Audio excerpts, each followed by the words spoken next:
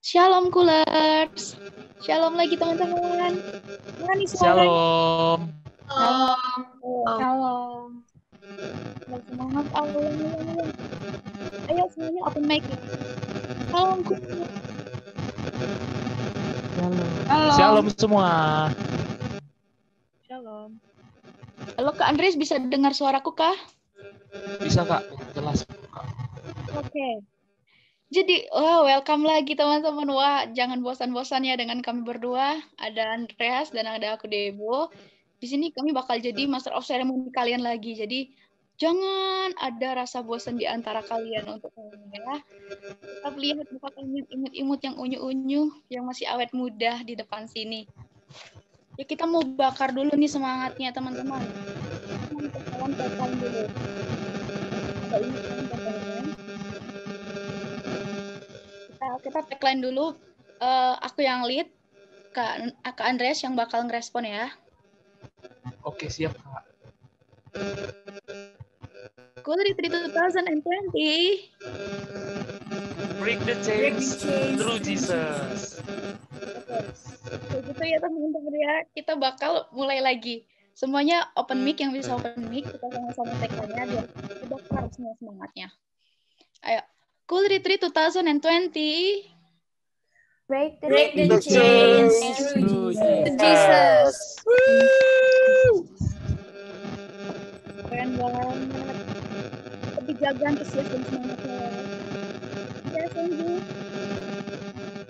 Kak, tadi kan kita tuh udah main. Tadi kita udah cek tagline-nya. Jadi karena ini kan udah sore gitu, jadi kita harus bakar semangat mereka lagi. Bener banget. Kira-kira kita mau ngapain ya Kak? Kita pada mau main game nggak sih kalian? Teman-teman pada mau main game nggak? Boleh. Mau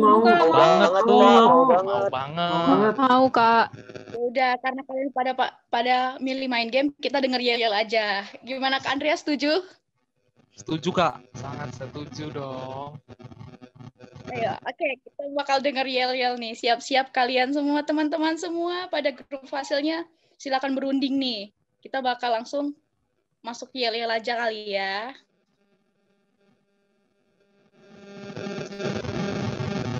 Nanti Didi siap.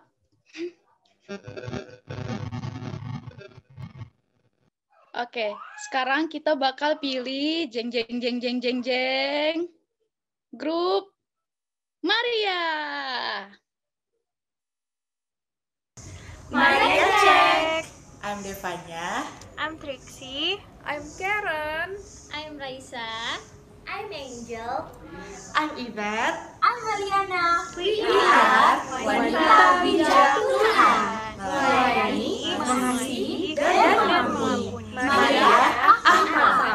Maria, bukan kalian. Maria, Maria.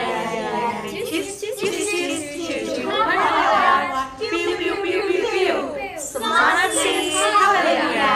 Maria, Ahmad.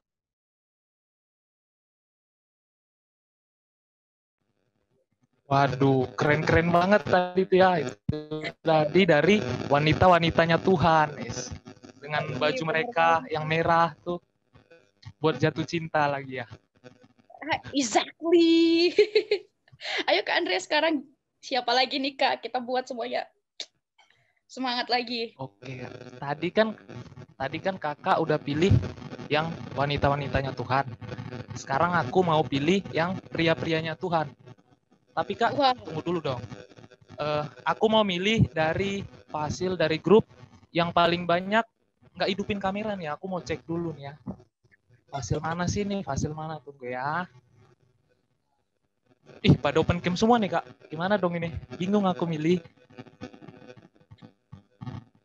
Oh, Kak Debo, aku udah ketemu nih. Jadi dari hasil yang pria-prianya Tuhan, aku mau pilih grup Ishak. Mana nih suara grup Ishak?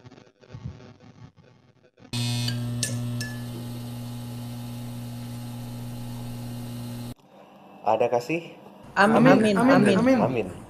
Ada sukacita? Amin. Ada semangat? Amin. Tunjukkan semangatmu. Satu, kami grup Isa. Dua, siap ikut retret. Tiga, dengan sukacita. 1, 2, 3, dalam Yesus Tuhan. Kasih reaction ya dong buat grup Isa. Banget ya. Amin. Andre cakep, amin.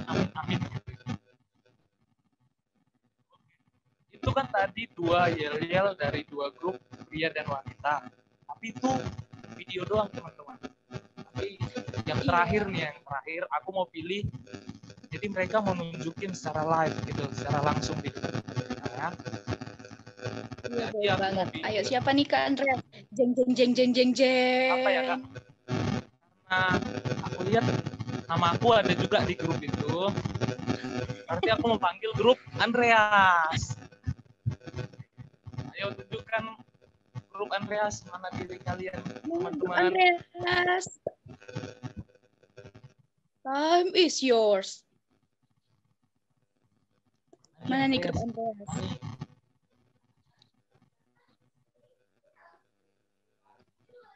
Mana nih grup Andreas? Leadernya mana nih? Shalom. Yes. Halo Shalom grup Andreas. Halo. Baru 2 orang, astaga, 2 orang aja. Oh iya, yang lain kemana? Bisa di skip nggak dulu?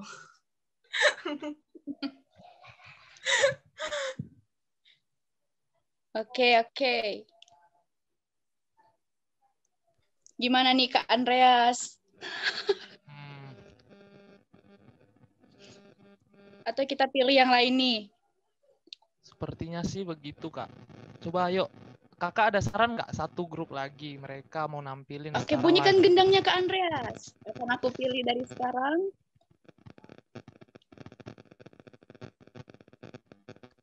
Aku milih grup Yakub. Wah, benar sekali. Ciweli benar. Ya, tepuk tangan untuk Yakub, grup Yakub. Halo. Shalom sih. Halo, Depo. Tapi dari grup Yakub cuma bertiga nih yang hadir hari ini, sore ini. It's okay. Oke lah. Yuk, mana nih ante-anteku? Coba Nadia, Nancy. Mana Nancy? Nadia.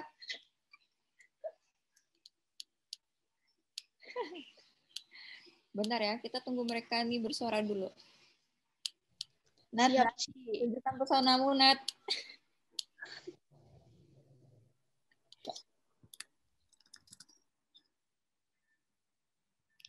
Tuh, nggak ada suara. Gimana nih panitia? Kayaknya ante-anteku sedang sibuk atau sedang tidak ada di tempat. Skip aja dulu ya, nggak apa-apa. Nanti next time kalau full team kita deh. Oke, Deki. Thank you. Jadi kita udah nge-keep dua grup nih. Kita ada grup Andreas sama grup Yakub. Tapi ini nanti bakal kita di sesi selanjutnya. Biar lebih semangat lagi, kita harus main game nih. Gimana Kak Andreas? Bener banget tuh Kak. Jadi biar kita kayaknya nih pada ngantuk gitu Kak. Tadi kan takut tidur, takutnya kebablasan gitu Kak. Jadi biar kita lanjut aja. Kita langsung aja main games ya. Biar kalian nggak pada bosan sama kita terus guys. Jadi kita biar langsung main games. Kami serahkan kepada tim kreatif. Kreatif tim, semangat. Shalom semuanya. Shalom. Jadi aku dari kreatif, kita mau main game ya. Sebelumnya aku ada ngirimin di chat box itu nama bunyi belnya ya. Itu yang ada koma-komanya itu, jadi grupnya itu nanti bakalan gabung ya. Nah,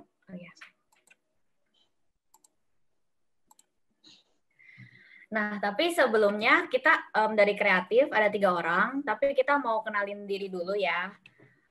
Nama aku Jennifer, aku dari Aktuaria batch 2019 dan ada 2 teman aku. Nama aku Hani dari batch 19 IR. Dan satu lagi ada Holly, dia juga dari IR batch 2019. Nah, kita bacain dulu ya peraturan rules and regulation-nya. Jadi games-nya itu ada 3, ada tebak gambar, ada tebak lagu, sama kuis. Kuis itu nanti dalam berupanya tuh kayak pilihan ganda, nanti kalian jawab gitu yang benar mana. Kalau tebak gambar itu nanti kalian tebak dari gambar itu menggambarkan peristiwa apa. Sedangkan kalau tebak lagu itu nanti nada lagunya kita ganti dan kalian tebak itu judul lagunya apa. Dan itu ada penilaian sendiri. Buat kuis itu 1 poin, tebak gambar 2 poin, dan tebak lagu itu 3 poin. Semua pertanyaan itu adalah pertanyaan rebutan. Jadi sebelum menjawab harus bunyiin belnya dulu yang aku udah taruh di chat box-nya ya. Dan yang boleh bersuara itu adalah juru bicaranya, jadi 1 orang per grup ya. Dan mereka boleh ngomong kalau ceritanya aku atau Hani udah nyebutin 3, 2, 1 alias ngitung mundur. Dan kesempatan jawabnya itu juga cuma boleh sekali. Terus peraturan nomor 5, jadinya 3 grup yang membunyikan bel terlebih dahulu, nanti bakalan ditampung sama Panstuali alias Kak Rahmat, terus nanti mereka duluan yang 3 ini yang bakal jawab duluan. Tapi kalau ceritanya di antara mereka bertiga gak ada yang bisa jawab, bakalan dibikin lagi, nyambung lagi, dibuka sesi tanyanya lagi, tapi yang diambil cuma 1 orangnya lagi. Tapi kalau ceritanya nggak bisa jawab, akhirnya soal itu bakal diangusin. Dan setelah dipersilakan jawab, harus menjawab maksimal 5 detik. Kalau 5 detik gak bisa jawab, bakal dilempar. Sampai sini udah pada paham peraturannya? Atau ada pertanyaan? Paham ya, guys? Paham. Ya udah, langsung aja ya. Kita ke soal yang pertama. Soal yang pertama, siapa yang menginginkan kebun anggur Nabot? A. Ratu Isabel, B. Stefanus, C. Raja Firaun, D. Raja Daud, E. Raja Ahab. Aku itu ayam. Rusa. Hitung dulu.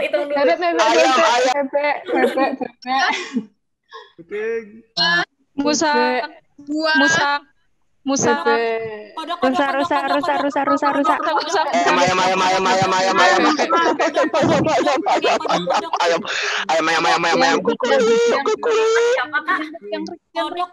Jangkrik.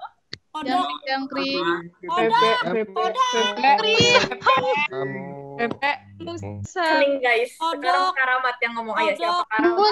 Musang. Guys, cukup guys. Jangkrik. Yang ketiga rusak. Yang pertama ayam, yang kedua musang, yang ketiga rusak. Apa yang pertama ayam, musang sama rusa. Ya. Dari grup ayam boleh siapa? Yang tadi yang juru bicara siapa? Oke, dari grup ayam ya. Saya dari grup ayam.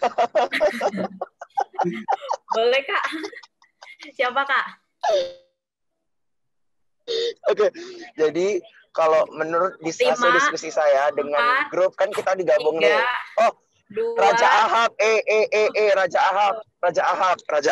Iya, benar. Raja Ahab. 1 koin buat grup Raja Kla. Selamat. Lanjut ke pertanyaan kedua ya, guys. Jadi, guys, pertanyaan keduanya itu tebak gambar. Kalian tebak ini peristiwa apa?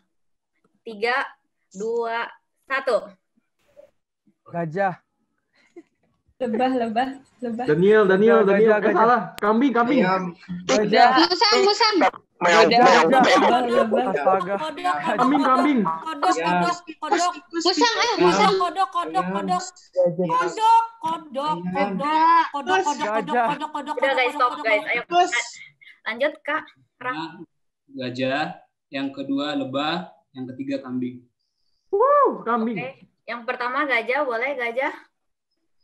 Ini kayaknya bangsa Israel memutari tembok Yeriko hingga runtuh selama 7 kali. Jawabannya? Dan dia runtuh temboknya. Yes, benar. Jadi bangsa Israel mengelilingi tembok Yeriko sebanyak 7 kali. Selamat buat kelompoknya gajah. Dapat tambahan poin 2. Yes, Lanjut ke pertanyaan ketiga. Halo guys, sebelumnya halo. Halo Kak, halo. Sebelum kalian jawab pertanyaannya itu, dihitung dulu 3, 2, 1, baru kalian bunyi embelnya, baru nanti setelah dipilih baru kalian jawab. Kalau misalnya kalian jawab duluan, tanpa bel duluan dipilih, kalian didiskualifikasi ya. Oke, aman dan kondusif. Oke, thank you Kak. Oke, terima kasih. Lanjut.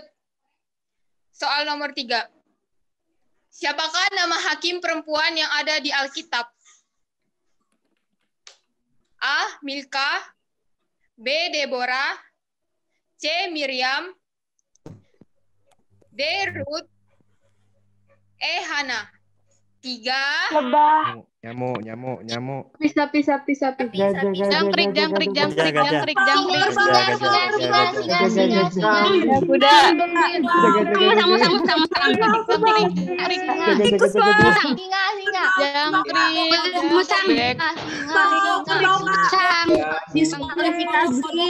Dari yang lanjut 3, 2, 1. Jangkrik. Karena sebelum Kerbau, Kak. Jangkrik. Kodok. Kerbau.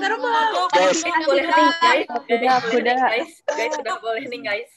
Sudah guys. Karena grup lebah menjawab sebelum hitungan pertama, grup lebah didiskualifikasi. Yang pertama jangkrik, singa, musang ya? Musang. Guys, sebentar dong. Aku mau tanya, sebetulnya kita nyebutin suara kita itu setelah Hani ngomong 1, 2, 3 atau di waktu dia ngomong 1, 2, 3 kita ngomong? Setelah ngomong 3, 2, 1. Oh, baru boleh nyebut 2, 1. Iya, betul, Kak. Jadi lebah di bel. hitungan kedua udah nyebut nama lebah, makanya Oke. Oh, berarti tunggu dulu ya. Tunggu 3 dulu baru kita ngomong bel kita kan. Tunggu 1. 3, 2, 1. Oh, nomor 1 terakhir. Oke, terima kasih. Jadi dari grup jangkrik. Ayo grup jangkrik. Grup jangkrik, B jawabannya Deborah. Jawabannya Deborah. Yes, benar. Yeay. 1 poin untuk grup jangkrik ya. Lanjut ke pertanyaan keempat. Jadi pertanyaan keempat itu tebak lagu ya guys. Ini boleh didengerin.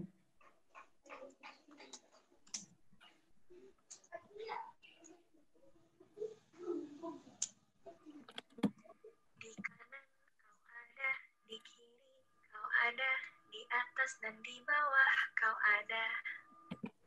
3, 2, 1. Kodok. Kuda. Tikus. Beruang. Plankton. Kerbau. Jangkrik. Bentar, ayo Kak Rahmat.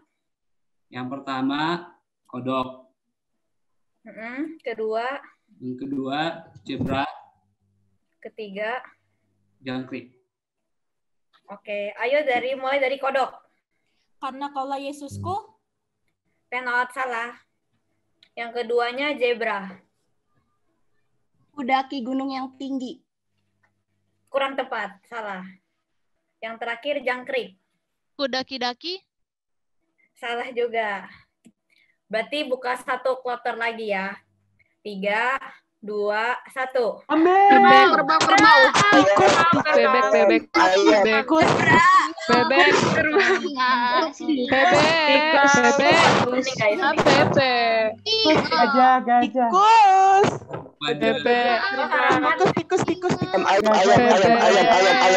Ayam loh tadi.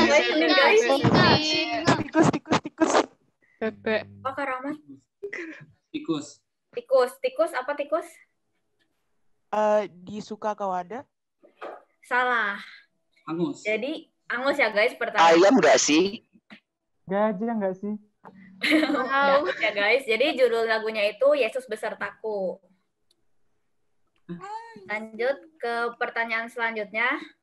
Nomor 5. Tebak gambar ya guys. 3, Daniel. 2, 1. Zebra. Gajah.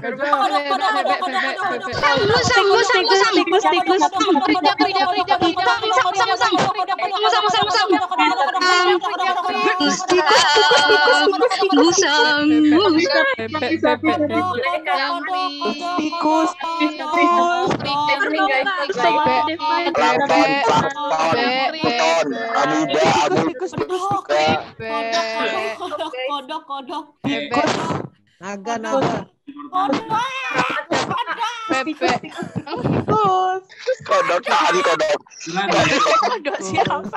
Tikus. Guys, stop guys. Zebra, gajah, bebek. Guys, jangan rusuh guys. Jangan rusuh guys. Nanti betulan jadi binatang. Oke, jadi pertama dari zebra ya. Ayo zebra.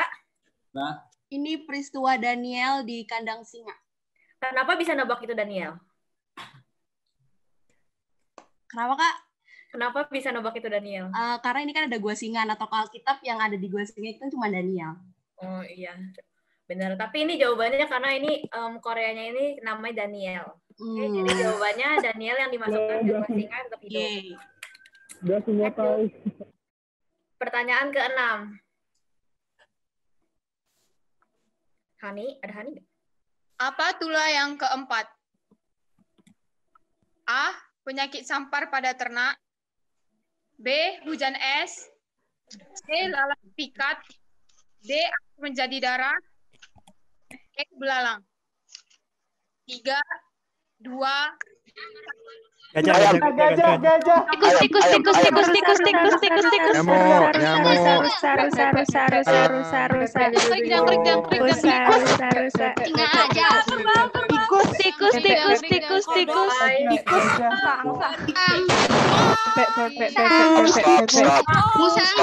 Masya Allah.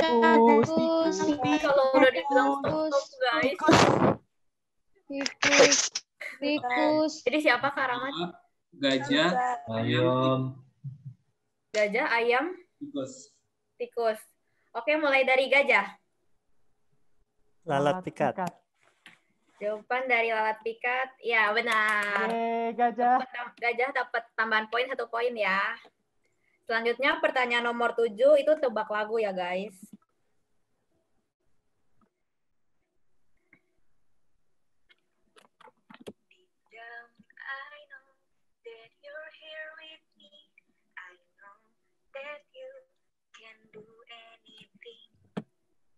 Tiga, 2, 1.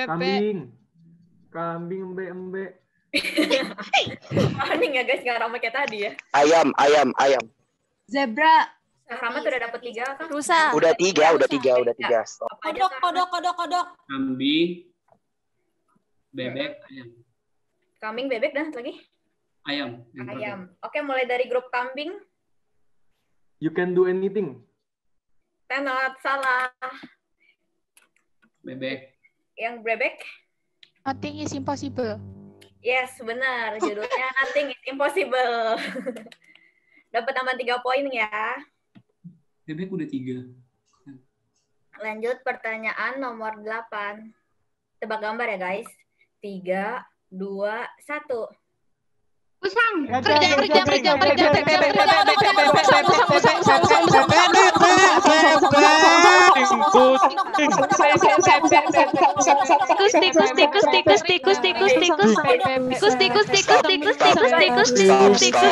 Stop. Apa dari Cikri kelompok apa aja? Musang, zebra, gajah. Musang, zebra, gajah. Ayo. Mulai dari musang. Yesus berjalan di atas air. Peristiwanya bukan yang itu, jadi salah. Zebra. Zebra.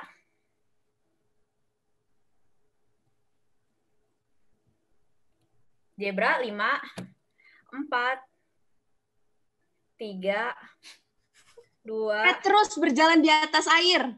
Yes, benar sekali. Jadi dapat tambahan buat kelompok zebra ya. Zebra. Yay, thank you, Kak. Iya, jadi jawabannya Petrus berjalan di atas air. Selanjutnya, pertanyaan nomor 9. Han? Siapakah pasangan yang berbohong tentang hasil penjualan tanah mereka? A. Ishak dan Ribka. B. Maria dan Yusuf. C. Simpson dan Delila. D. Ananias dan Safira. Daud dan Betsheba. 3. Kuda.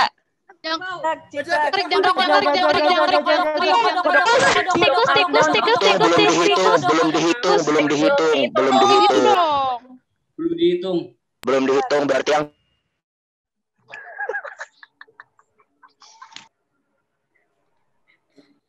Ayo guys, dihitung dulu. 3, 2, 1.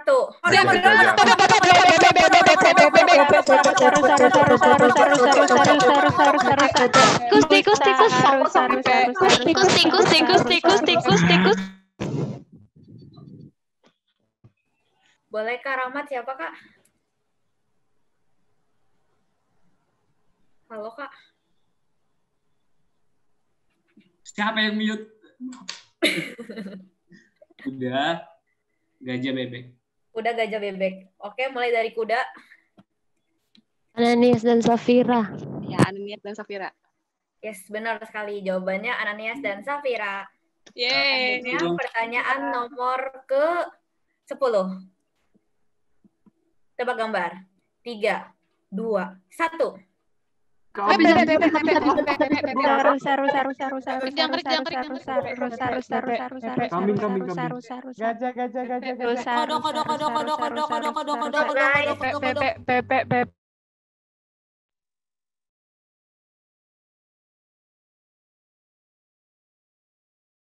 Iya, jadi siapa guys? Siapa Kak Rahmat? Siapa guys? Lagi maaf ya guys.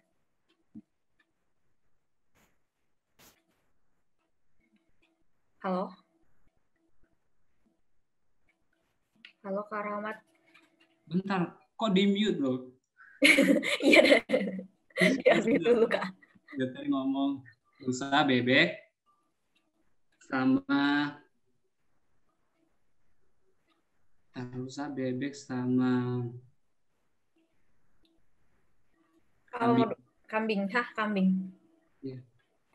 Oke, dari rusa dulu. Musa membelah laut. Laut apa?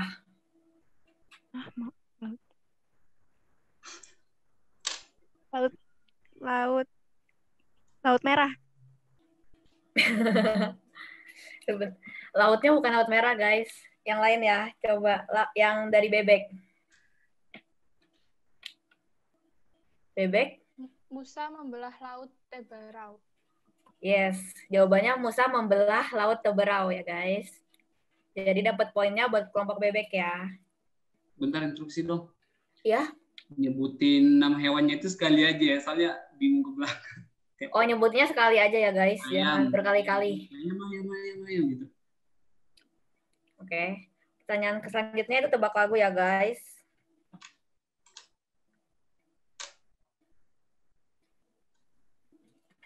Engkau yang termulia di bumi, di surga, termasyur perkasa selamanya. Bisa susah sih, guys. 3, 2, 1.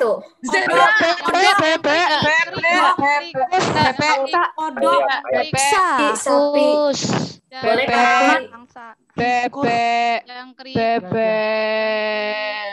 Oke, guys, boleh. Ayam loh. Oke. Bebek, zebra, angsa. Oke, mulai dari bebek. Ada kuasa. Ya, benar. Jawabannya ada kuasa. Selamat 3 poin buat kelompok bebek. Selanjutnya pertanyaan 12. Tebak gambar ya guys ini. 3, 2, 1. Sebutin nama ininya, tokohnya juga ya. Sama peristiwanya.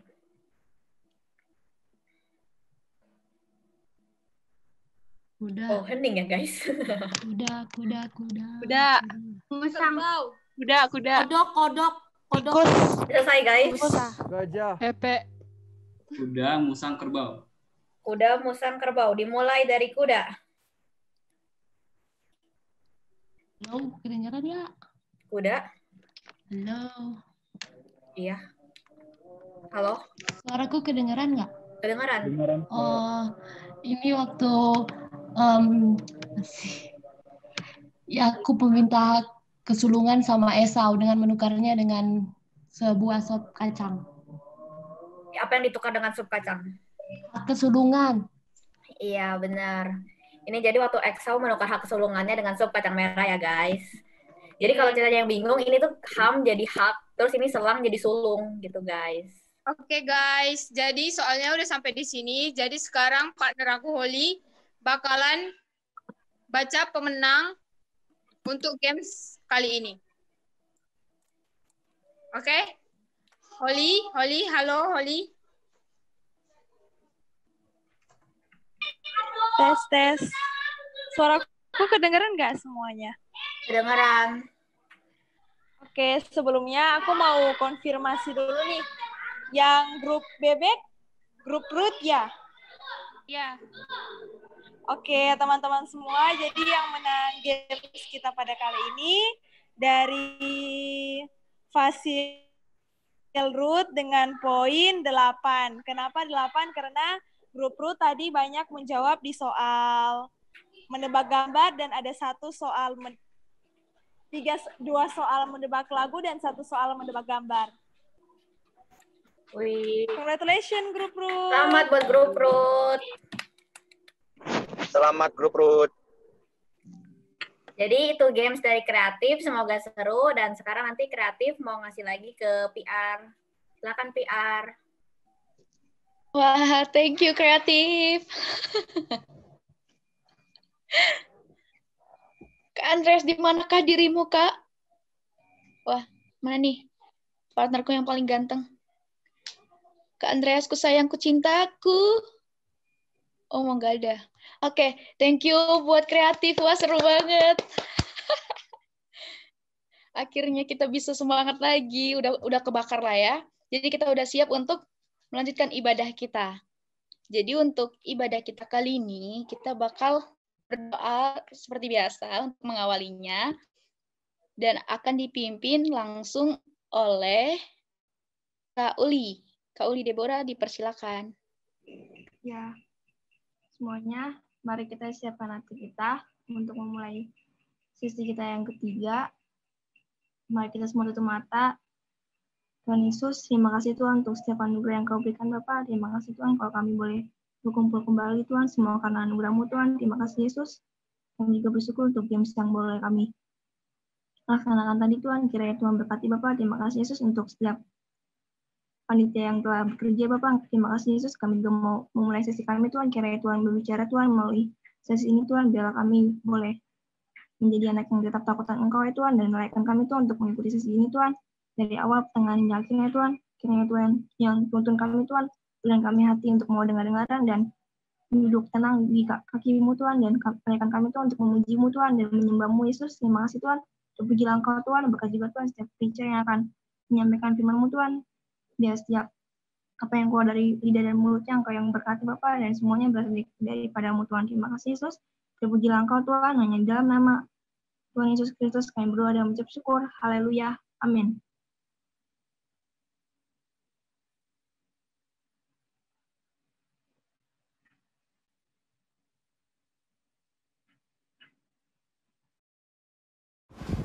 Shalom semua, gimana nih? Masih pada semangat kan untuk menyambut ke sesi ketiga?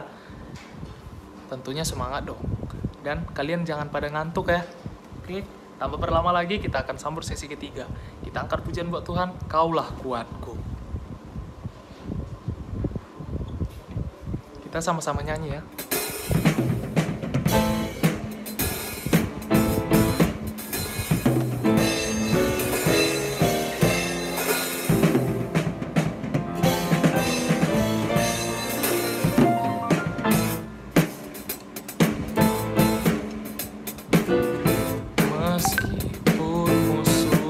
Depanku, rintangan menghadang langkahku, tahu sungguh Engkau bersamaku. Beribu rebah di kiriku, laksa di sisi kanan. Ku tahu janjimu, Engkau bersamaku.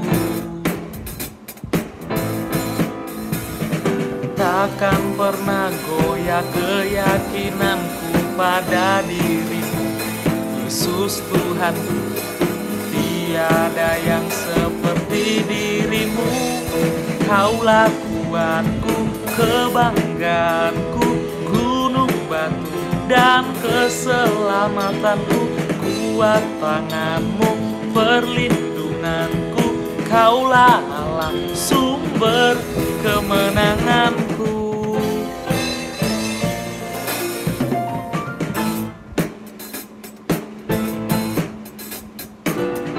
Beribu rebah di kiriku, berlaksa di sisi kanan. Ku tahu janjimu, Engkau bersamaku. Takkan pernah goyah keyakinanku pada dirimu, Yesus Tuhanku. Tiada yang seperti dirimu. Kaulah kuatku, kebanggaanku, gunung batu dan keselamatanku. Kuat tanganmu, perlindunganku. Kaulah Allah, sumber kemenanganku.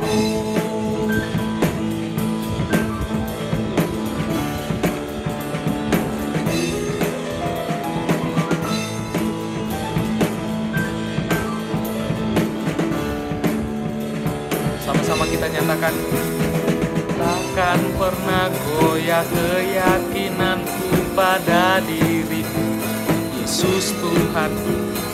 Tiada yang seperti dirimu. Kaulah kuatku, kebanggaanku, gunung batu dan keselamatanku. Kuat tanganmu, perlindunganku.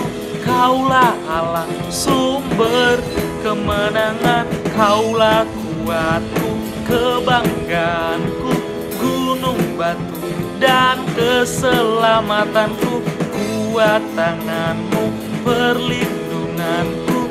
Kaulah Allah, sumber kemenanganku. Sumber kemenanganku. Sumber kemenanganku.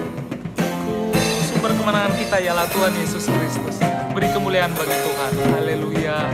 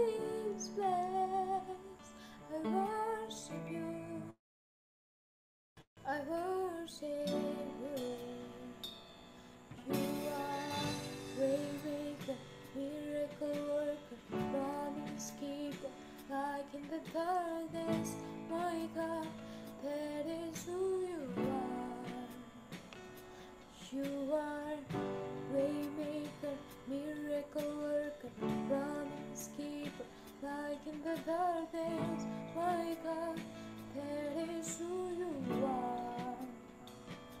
You are here, touching every heart. I worship you, I worship you. You are here, walking in this place. I worship you, I worship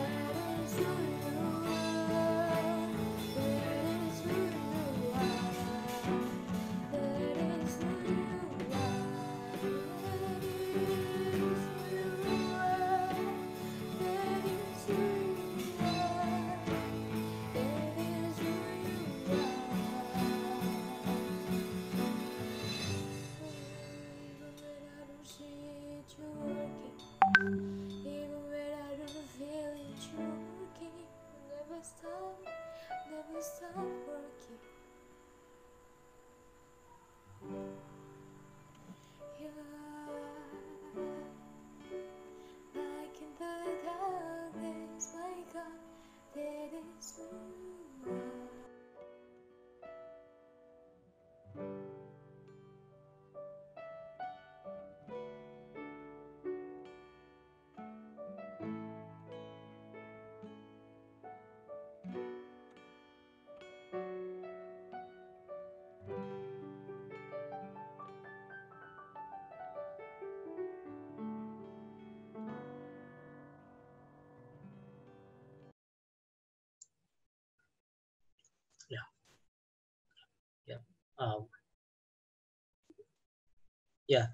Selamat sore teman-teman semua.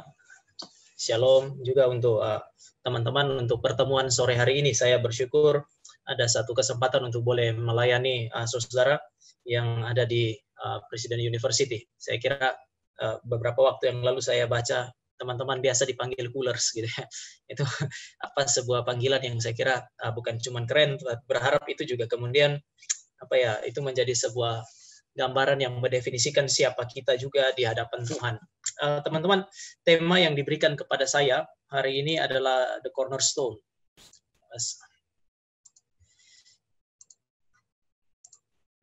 Ini adalah sebuah tema yang menurut saya cukup esensial di dalam kehidupan saudara dan saya sebagai orang Kristen. Nah, mari sebelum kita mulai membahas tema yang diberikan kepada saya ini, kita pertama-tama membuka Alkitab kita dari 1 Korintus pasal yang ke-15.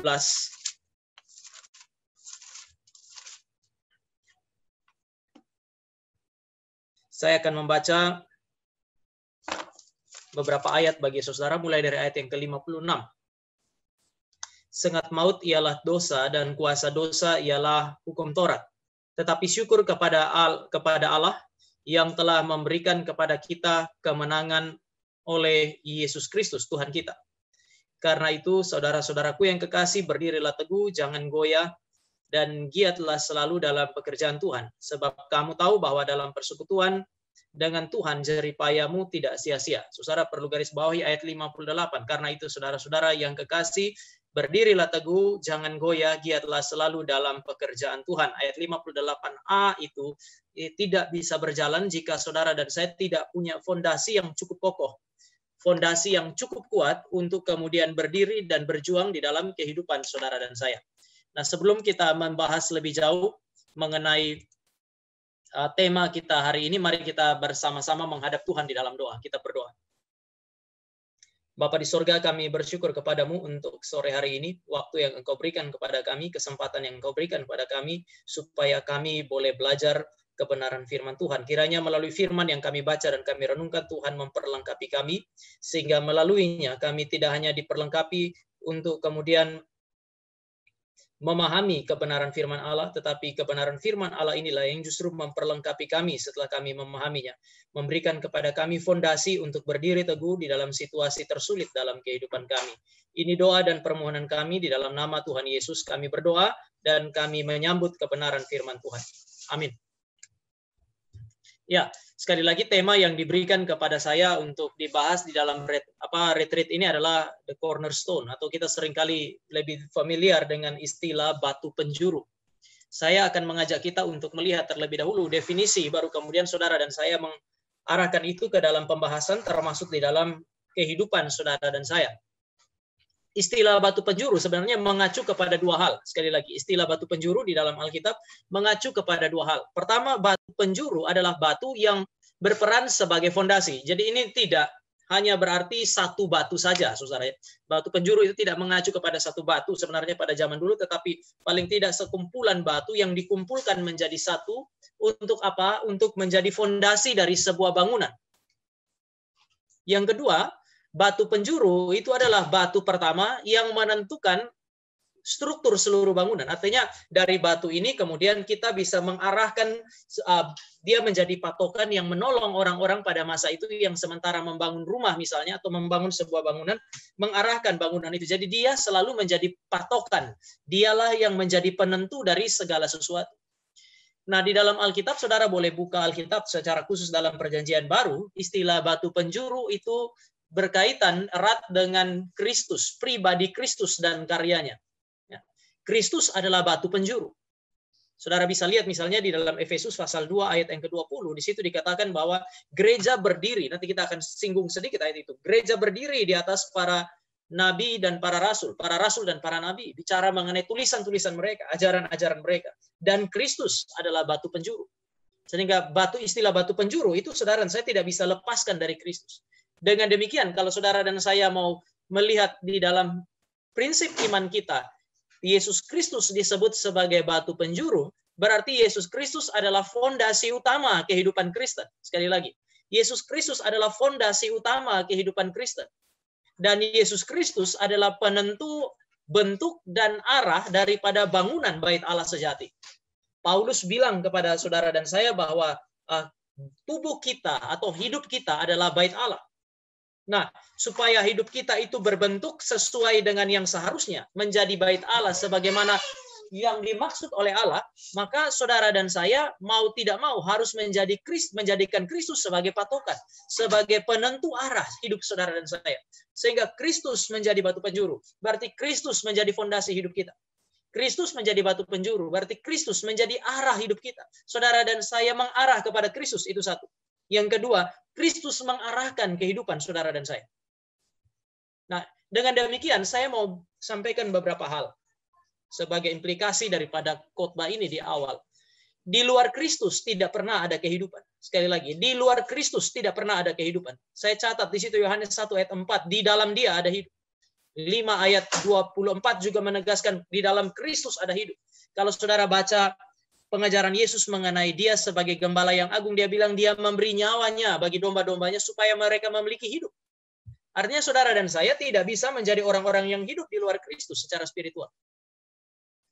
Itu kenapa Yesus bilang aku adalah jalan, kebenaran, dan hidup. Di dalam bahasa Yunaninya, aslinya itu aku adalah satu-satunya jalan, satu-satunya kebenaran, dan satu-satunya kehidupan. Artinya saudara dan saya tidak bisa menikmati hidup secara spiritual, menikmati kehidupan yang kekal. Tidak bisa menikmati persekutuan dengan Allah di luar Kristus. Maka Kristus adalah fondasi bagi kehidupan Kristen. Selain itu, Kristus juga adalah penentu. Dia adalah penentu arah hidup saudara dan saya. Saudara dan saya harus mengarah kepada Dia. Kita sering pakai istilah menjadi serupa dengan Kristus. Tapi Dia juga menggunakan firman yang Dia berikan. Karena Dia adalah firman yang hidup. Melalui pekerjaan Allah Roh Kudus. Memberi firman kepada kita dan mengarahkan arah hidup kita. Artinya kalau saudara dan saya ada di luar Kristus, jangan harap saudara dan saya itu bisa menghasilkan buah yang sesuai dengan kehendak Allah, bisa menghasilkan hidup yang sejalan dengan kehendak Allah. Sekali lagi, di luar Kristus bukan hanya tidak ada hidup, tetapi di luar Kristus tidak ada hidup yang benar yang sesuai dengan kehendak Allah. Yesus bilang begini, di luar aku kamu tidak dapat berbuat apa-apa. Di luar aku kamu tidak bisa menghasilkan buah, ketika Dia berbicara mengenai dirinya sebagai pokok anggur yang benar. Jadi saya bisa bilang bahwa ya Yesus adalah segala-galanya di dalam kehidupan saudara dan saya. Dia memberi hidup dan Dia kemudian menjadi panduan bagi saudara dan saya, pengarah kehidupan saudara dan saya supaya hidup ini menjadi hidup yang mempermuliakan Allah. Maka kita sering mendengar istilah ini, Kristus adalah pusat kehidupan Kristen. Kita bicara mengenai hidup yang teosentris, berpusat kepada Allah. Namun persoalannya begini. Berpusat kepada Allah itu mudah untuk diucapkan. Namun kita mau berpusat kepada Allah dalam konteks seperti apa? Alkitab bilang kita menjadi serupa seperti Allah lah. Iya, menjadi serupa seperti Allah, namun saudara dan saya nggak lihat Allah. Saudara dan saya tidak memiliki contoh dari Allah. Tetapi saudara mesti ingat Yesus Kristus adalah oknum kedua Allah Tritunggal. Sehingga kalau saudara dan saya dibilang menjadi serupa dengan Allah, contoh konkret yang ada dalam hidup saudara dan saya untuk dipelajari dan kita atur hidup kita seperti Dia, ya Yesus Kristus. Yesus Kristus bukan hanya mirip Allah. Yesus Kristus adalah Allah itu sendiri. Menjadi serupa dengan Allah berarti menjadi serupa dengan Kristus. Kehidupan yang teosentris berpusat kepada Allah adalah kehidupan yang berpusat kepada Kristus. Dan saya kira ini wajar kalau saya menulis di sini Kristus adalah pusat kehidupan saudara dan saya. Mari saudara dan saya lihat titik awal kehidupan saudara dan saya. 2 sesi pertama kalau menurut informasi dari teman-teman yang menghubungi saya itu membahas ini. Keselamatan terjadi di dalam Kristus. Keselamatan, pemulihan itu terjadi di dalam Kristus. Saudara dan saya tidak bisa bermimpi mengalami pemulihan dengan Allah di luar Kristus. Bahkan saya juga mesti ingatkan saudara, jangan bermimpi memiliki relasi yang pulih dengan orang tua, dengan sesama, dengan keluarga, dengan teman di luar Kristus. Tanpa Kristus, pemulihan relasi adalah sesuatu yang mustahil. Maka saudara dan saya bisa lihat titik awal kehidupan kita sebagai orang Kristen pun itu dimulai dari mana? Dimulai dari Kristus sebagai fondasi kehidupan saudara dan saya. keselamatan terjadi di dalam Kristus. Hidup spiritual saudara dan saya dimulai di sana. Setelah saudara dan saya selamat, saudara dan saya mesti bertumbuh. Pertumbuhan itu terjadi ketika saudara dan saya menjadi serupa dengan Kristus. Ada orang bilang, saya bertumbuh atau enggak ya? Saudara mau jawab dengan apa? Sebenarnya kalau saudara mau cari jawaban paling sederhana adalah orang bertumbuh berarti menjadi serupa dengan Kristus. Jadi saudara bisa pastikan bahwa makin saudara dan saya sesuai dengan firman, makin sesuai dengan teladan yang diberikan oleh Kristus, itu berarti kita bertumbuh. Bertumbuh itu tidak bergantung kepada perasaan. Ya, beberapa saya melayani di Depok dan banyak bersentuhan dengan teman-teman mahasiswa UI.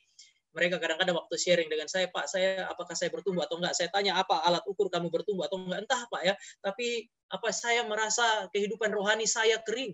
Saya tanya dia, apa itu kehidupan rohani yang kering? Apa itu kehidupan rohani yang basah?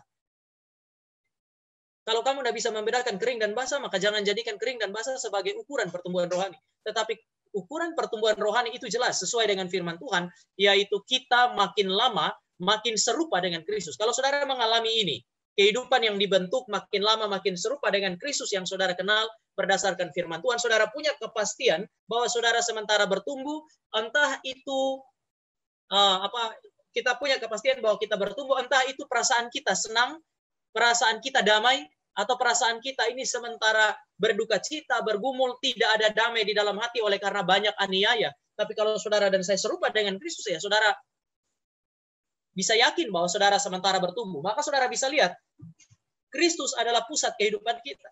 Yang berikut, saudara dan saya sering pakai istilah berbuah. Kita lahir, kita bertumbuh, kita berbuah. Tuhan Yesus bilang bahwa di luar aku kamu tidak dapat berbuat apa-apa. Kalau kamu mau menghasilkan buah, ranting mau menghasilkan buah, dia harus tinggal di dalam pokok anggur. Apa yang mau dikatakan oleh Yesus Kristus, yaitu berbuah adalah perintah Allah bagi saudara dan saya, namun itu tidak mungkin terjadi kalau saudara dan saya tidak ada di dalam Kristus. Maka memang kehidupan kita itu berpusat, berporos kepada Kristus. Sekali lagi, jangan bermimpi saudara dan saya bertumbuh dan berbuah di luar Kristus. Maka nanti sebentar saudara dan saya akan lihat bahwa firman Allah yang tidak memberikan pemahaman mendalam tentang Kristus bukan firman Allah yang sejati. Nah, mari kita masuk kepada 2 poin utama kita hari ini. Kristus adalah batu penjuru, berarti Kristus adalah penentu arah hidup saudara dan saya. Nah, ini menarik karena ini berkaitan dengan apa yang saudara dan saya sering sebut sebagai pertumbuhan rohani. Seperti Kristus menjadi manusia dan waktu dia jadi manusia dia harus bertumbuh, dia tidak bayi saja. Begitu juga saudara dan saya sebagai anak-anak Allah harus bertumbuh. Kalau saudara dan saya lihat di dalam Lukas pasal yang kedua, saya bacakan untuk teman-teman ayat 40 dan 52. Ini mengenai anak Allah, waktu dia jadi manusia, dia mengalami pengalaman-pengalaman manusia, termasuk bertumbuh.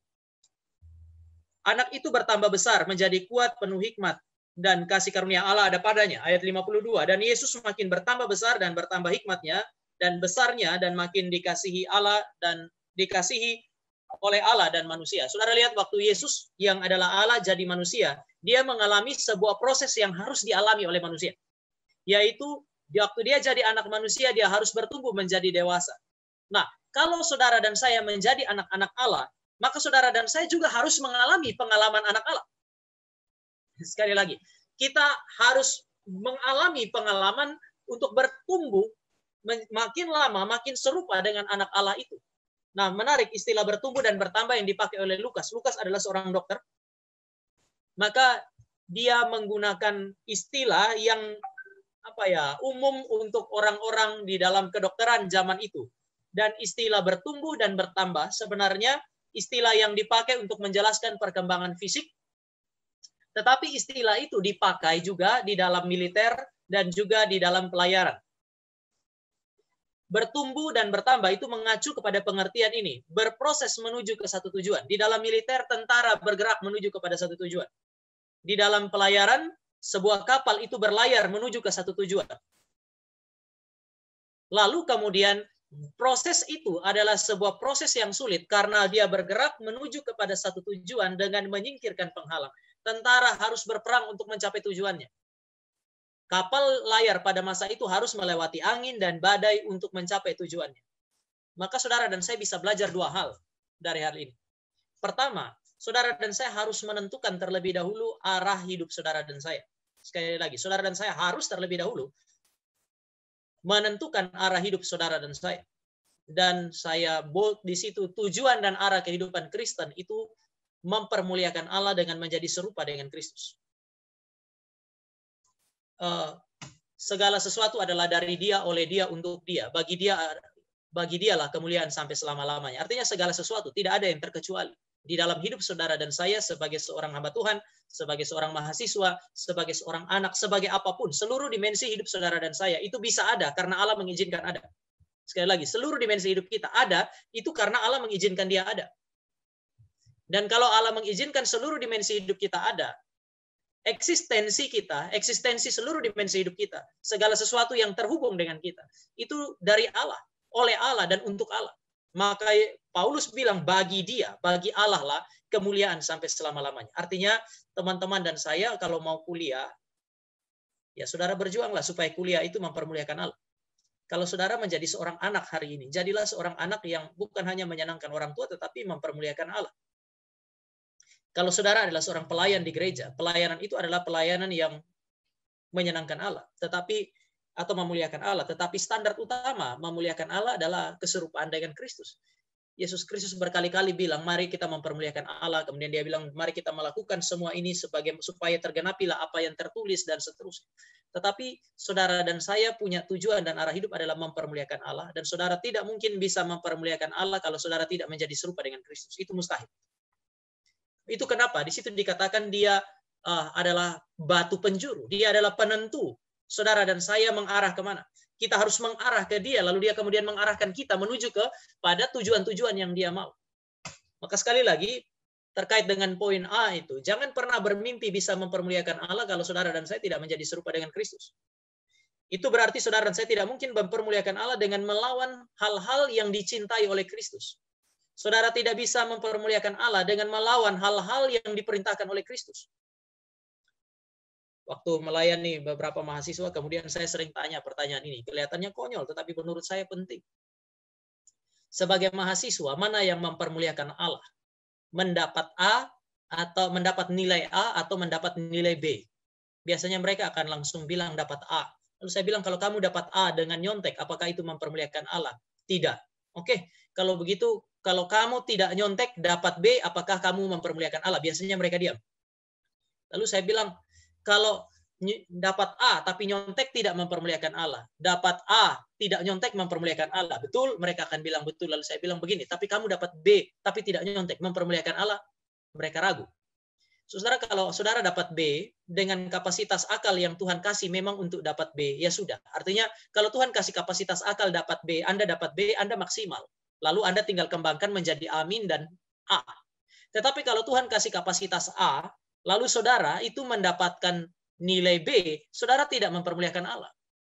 Sekali lagi, hidup Kristen menjadi rumit karena ini. Kalau Tuhan kasih kapasitas A, saudara dapat B, maka saudara dan saya tidak mencapai apa yang Allah mau. Itu berarti kita tidak mempermuliakan Allah. Kristus memberi petunjuk untuk mempermuliakan Allah sampai kepada dimensi yang paling sempit seperti itu, atau dimensi paling sederhana seperti itu. Muliakanlah Tuhan di dalam seluruh dimensi hidup kita. Artinya pakai seluruh kapasitas yang Tuhan kasih. Karena yang namanya kapasitas, talenta, berkat, satu saat nanti Tuhan akan tuntut saudara dan saya untuk pertanggungjawabkan. Gak ada pemberian baik yang Tuhan gak minta saudara dan saya pertanggungjawabkan. Saudara harus pertanggungjawabkan itu untuk mempermuliakan Tuhan. Pakai itu sesuai dengan apa yang diperintahkan oleh Kristus dan seterusnya. Tujuan dan arah kehidupan Kristen adalah mempermuliakan Allah dengan menjadi serupa seperti Kristus. Yang kedua, adalah sebuah peringatan di situ poin B. Kita harus menjadi serupa dengan Kristus supaya bisa mempermuliakan Allah. Namun, bertumbuh dan bertambah adalah proses menuju ke satu tujuan dengan menyingkirkan penghalang. Ini memberikan gambaran bahwa menjadi serupa dengan Kristus, mencapai tujuan ini, itu adalah sebuah proses yang penuh dengan perjuangan. Namun perjuangan itu layak untuk saudara dan saya lakukan. Perjalanan sulit itu layak untuk saudara dan saya tempuh. Untuk apa? Itu harus saudara dan saya tempuh supaya kehidupan kita mempermuliakan Allah. Jadi ini adalah perjuangan yang layak. Kita seringkali menjadi orang Kristen berjuang sedemikian rupa untuk menghindari penderitaan dan hal-hal yang buruk. Saya kira kita juga menjadi Kristen memang tidak perlu cari-cari penderitaan. Namun saudara akan lihat bahwa dengan menjadi Kristen, dengan memilih menjadi Kristen, saudara sudah menempatkan diri di dalam pergumulan sebenarnya. Mari kita lihat beberapa hal yang saya mau jelaskan. Pertama, keselamatan itu tidak meniadakan pergumulan. Sekali lagi, keselamatan tidak meniadakan pergumulan. Saudara bisa lihat murid-murid, 12 murid Yesus, mereka yang benar-benar menikmati keselamatan dan menjadi murid Kristus yang sejati, justru kemudian mengalami penderitaan. Siapa di antara murid-murid yang tidak mati sebagai martir? Yohanes satu-satunya yang tidak mati martir. Tetapi Yohanes itu menderita. Saudara dan saya tahu tradisi gereja menceritakan mengenai Yohanes yang dimasukkan ke dalam minyak panas oleh karena imannya dia. Lebih baik yang dipenggal kepalanya putus langsung mati daripada dimasukkan dalam minyak panas dan saudara hidup dengan cacat seumur hidup Anda. Di dalam konteks cacat dan tersendiri inilah baru kemudian Allah memakai dia untuk kemudian melihat penglihatan-penglihatan luar biasa di dalam kitab Wahyu itu. Tetapi saya mau sampaikan di sini bahwa keselamatan menjadi anak Allah itu tidak meniadakan pergumulan dan penderitaan. Kadang-kadang kita melihat bahwa kita adalah anak-anak raja, maka kita lolos dari penderitaan. Oh enggak, saudara dan saya punya raja yang menderita, maka saudara dan saya pasti akan melewati jalan yang sama. Tetapi Tuhan seringkali mengizinkan saudara dan saya untuk menghadapi pergumulan. Pergumulan itu dipakai oleh Allah untuk mendewasakan kita secara spiritual. Bahkan Yesus waktu dia jadi manusia, Roh Kudus, sekali lagi, bukan setan. Roh Kudus yang memimpin dia ke padang gurun untuk dicobai oleh iblis. Artinya saudara dan saya bisa lihat bahwa memang kehidupan anak Allah adalah peperangan secara spiritual. Begitu saudara dan selamat untuk menjadi anak Allah, maka saudara dan saya pakai istilah terjebak. Tidak ada pilihan yang lain di dalam peperangan secara spiritual. Peperangan secara spiritual adalah kehendak Allah. Itu ditetapkan oleh Allah. Kata permusuhan itu bukan diciptakan oleh manusia pertama-tama. Di dalam Alkitab kata permusuhan pertama-tama muncul dari mulut Allah sendiri. Aku mengadakan permusuhan antara engkau dengan perempuan ini, antara keturunannya dengan keturunan.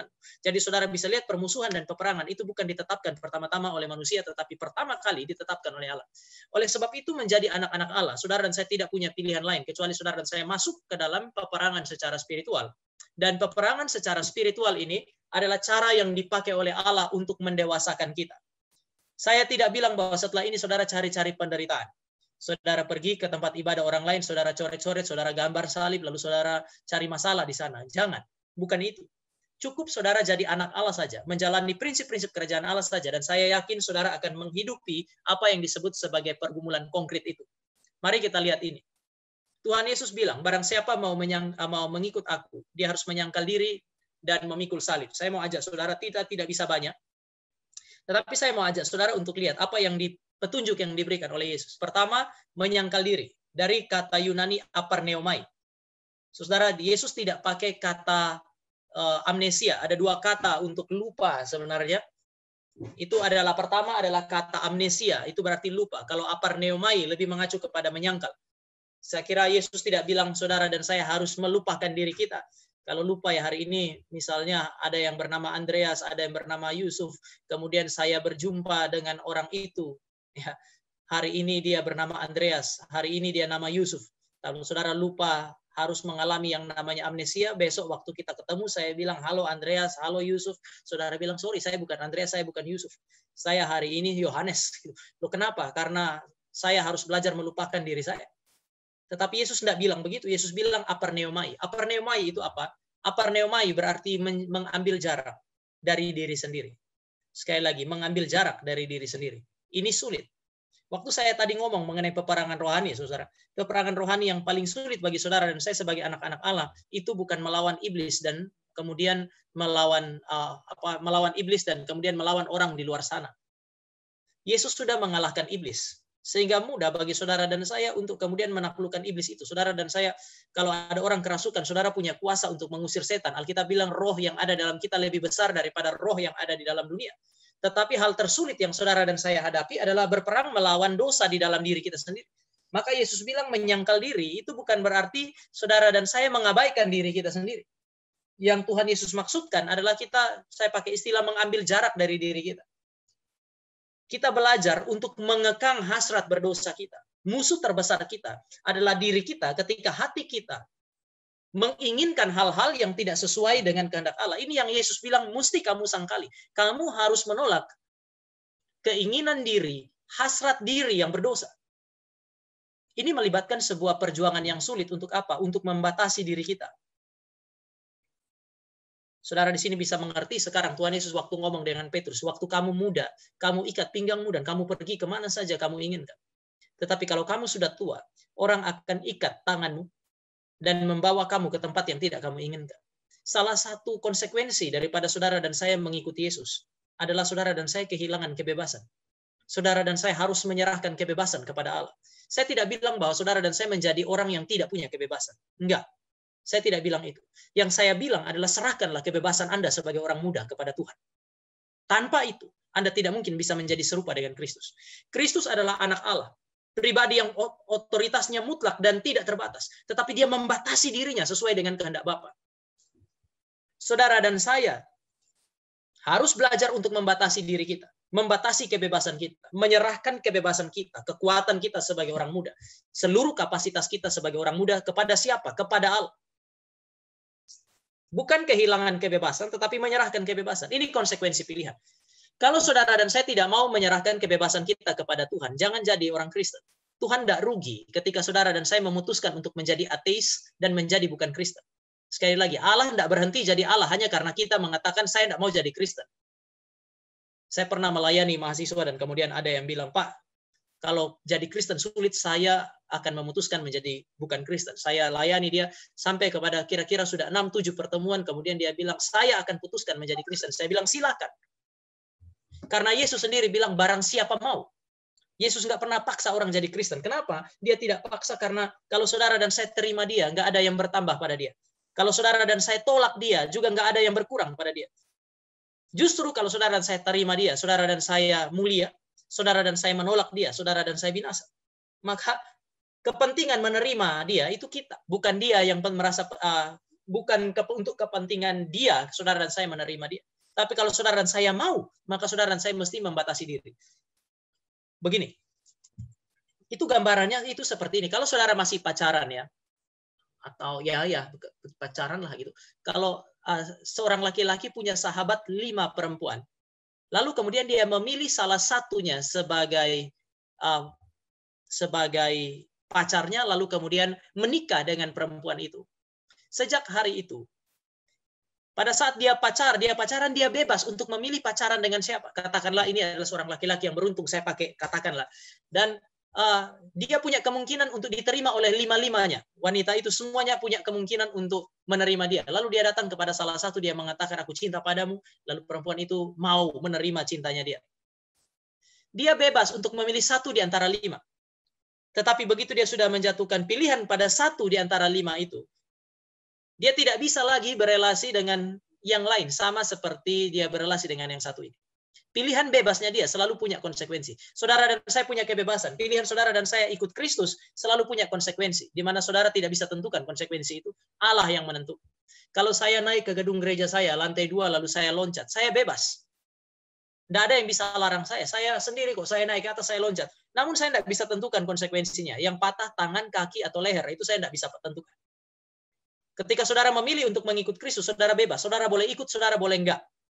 Tetapi kalau saudara sudah ikut, saudara harus tunduk kepada konsekuensi yang Allah tetapkan, yaitu menyangkal diri. Serahkan kebebasan kita kepada Tuhan. Yang kedua, dia bilang memikul salib. Ini arah hidup saudara dan saya. Pikul salib yang Allah berikan. Apa itu salib? Salib bukan salib identik dengan penderitaan, tetapi salib bukan penderitaan karena dosa. Kita mencuri, kita membunuh, lalu kemudian kita dihukum. Itu bukan salib. Saudara melakukan ketidakjujuran, lalu saudara menjadi seorang yang dihukum, dikucilkan oleh teman-teman, itu bukan salib. Itu adalah konsekuensi dosa, itu kebodohan. Yang dimaksud dengan salib adalah menanggung penderitaan karena saudara berpihak kepada Allah dan kebenaran. Kita berkomitmen pada Allah, kita mencintai Allah, berkomitmen kepada kebenaran, cinta kebenaran. Lalu waktu kita taat kepada Allah dengan melakukan kebenaran, membuat kita dibenci banyak orang, maka inilah yang disebut sebagai salib. Kalau saudara menjadi Kristen lalu dikucilkan di daerah saudara, di rumah di kampung saudara, di kampus saudara, itu adalah konsekuensi yang harus saudara dan saya tanggung sebagai orang Kristen. Itulah yang disebut sebagai salib. Yesus bilang kamu harus, kamu tidak boleh tidak. Kamu harus menyangkal diri dan memikul salib. Itu berarti bahwa saudara dan saya mau tidak mau harus berani untuk menanggung konsekuensi ini, menderita karena berpihak kepada Kristus dan kebenaran. Kenapa ini penting? Salib, kalau saudara dan saya memiliki itu dalam kehidupan saudara dan saya, yaitu menderita karena kebenaran. Salib menjadikan kita serupa dengan Kristus yang menderita karena kebenaran, bukan menderita karena dosa. Sekaligus membedakan saudara dan saya dari dunia.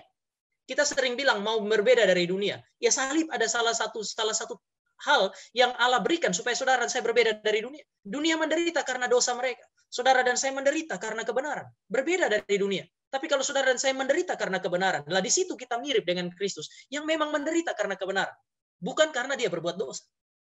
Ya saudara bisa lihat bahwa Yesus sementara bicara atau memberi petunjuk kepada saudara dan saya. Dia adalah batu penjuru. Dia mengarahkan hidup kita dengan firman. Dan salah satu yang dia berikan adalah dia beri firman, saudara dan saya taati firman, melawan kecenderungan berdosa dalam hati yang melawan firman. Dan siap menanggung konsekuensinya. Ini pengertian pertama terkait dengan batu penjuru sebagai arah hidup saudara dan saya. Penentu arah hidup saudara dan saya. Yang kedua, batu penjuru sebagai fondasi kehidupan Kristen. Saya tidak ngomong mengenai keselamatan sekarang karena saya kira sudah cukup banyak dibahas di tempat saudara selama 2 sesi sebelumnya. Yesus bilang di dalam Efesus pasal yang kedua. Mari kita lihat Efesus pasal yang kedua. Ini berkaitan dengan dua hal ini yang saya jelaskan. Ini berkaitan dengan teks yang saudara dan saya baca tadi. Perintah untuk berdiri teguh. Sekarang mari kita lihat apa yang diajarkan oleh Paulus di dalam ayat 20 pasal yang kedua kitab Efesus. Saya mulai ayat 19. Dengan demikian kamu bukan lagi orang asing dan pendatang. Kamu bukan orang asing. Kamu adalah kawan sewarga dari orang-orang kudus dan anggota-anggota keluarga Allah. Ini bicara mengenai gereja ya. Kamu adalah gereja yang dibangun di atas dasar rasul dan nabi dengan Kristus Yesus sebagai batu penjuru. Saya bilang Yesus adalah fondasi, Kristus adalah batu penjuru.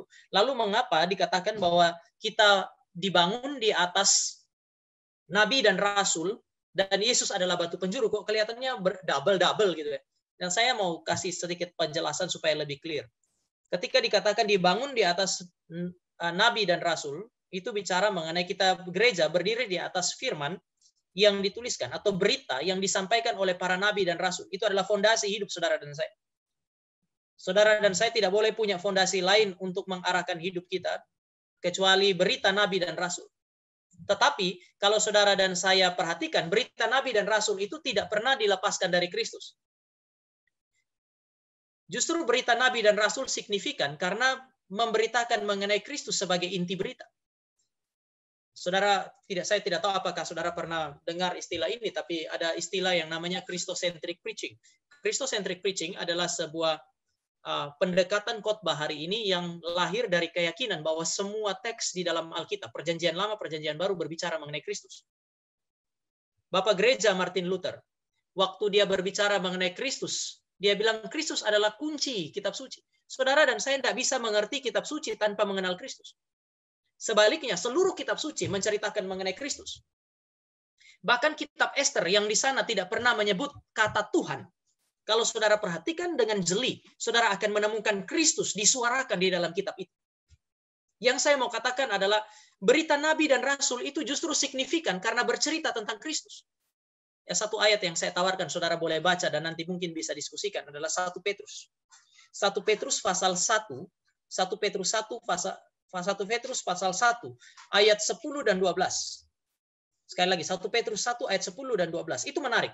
Dia mengatakan bahwa di dalam teks itu bahwa firman Allah itu dalam sekali, sangat misterius. Saking dalamnya nabi yang memberitakan itu setelah memberitakan harus belajar lagi. Ini sama seperti nabi menulis kitab suci, memberitakan kitab suci, tetapi karena dia berita itu terlalu dalam, dia harus mempelajari kembali apa yang dia beritakan. Terlalu dalam bagi dia. Kemudian ayat 12, 1 Petrus pasal 1 ayat 12 mengatakan bahwa firman Allah itu saking dalamnya, malaikat-malaikat pun ingin tahu tentang isi berita itu. Jadi saudara saya sementara berhadapan dengan sebuah misteri ilahi yang sangat dalam, dan itu adalah firman Tuhan. Nah, kalau saudara lihat Petrus berkata mengenai firman yang dalam, dia bilang bahwa firman yang dalam itu intinya berbicara mengenai apa? Intinya berbicara mengenai Yesus Kristus. Lagi pula, saudara dan saya tahu Alkitab itu diberikan oleh Allah Roh Kudus, bukan? Tugas Roh Kudus apa? Pertama, memimpin saudara dan saya dalam kekudusan. Tentu saja, itu namanya dia. Tetapi, saudara dan saya mesti ingat, Yesus bilang kalau penolong yang aku utus itu datang, dia akan bersaksi tentang aku. Kalau Roh Kudus datang untuk memberi firman kepada saudara dan saya melalui nabi dan rasul, Yesus bilang pekerjaannya adalah bersaksi tentang aku.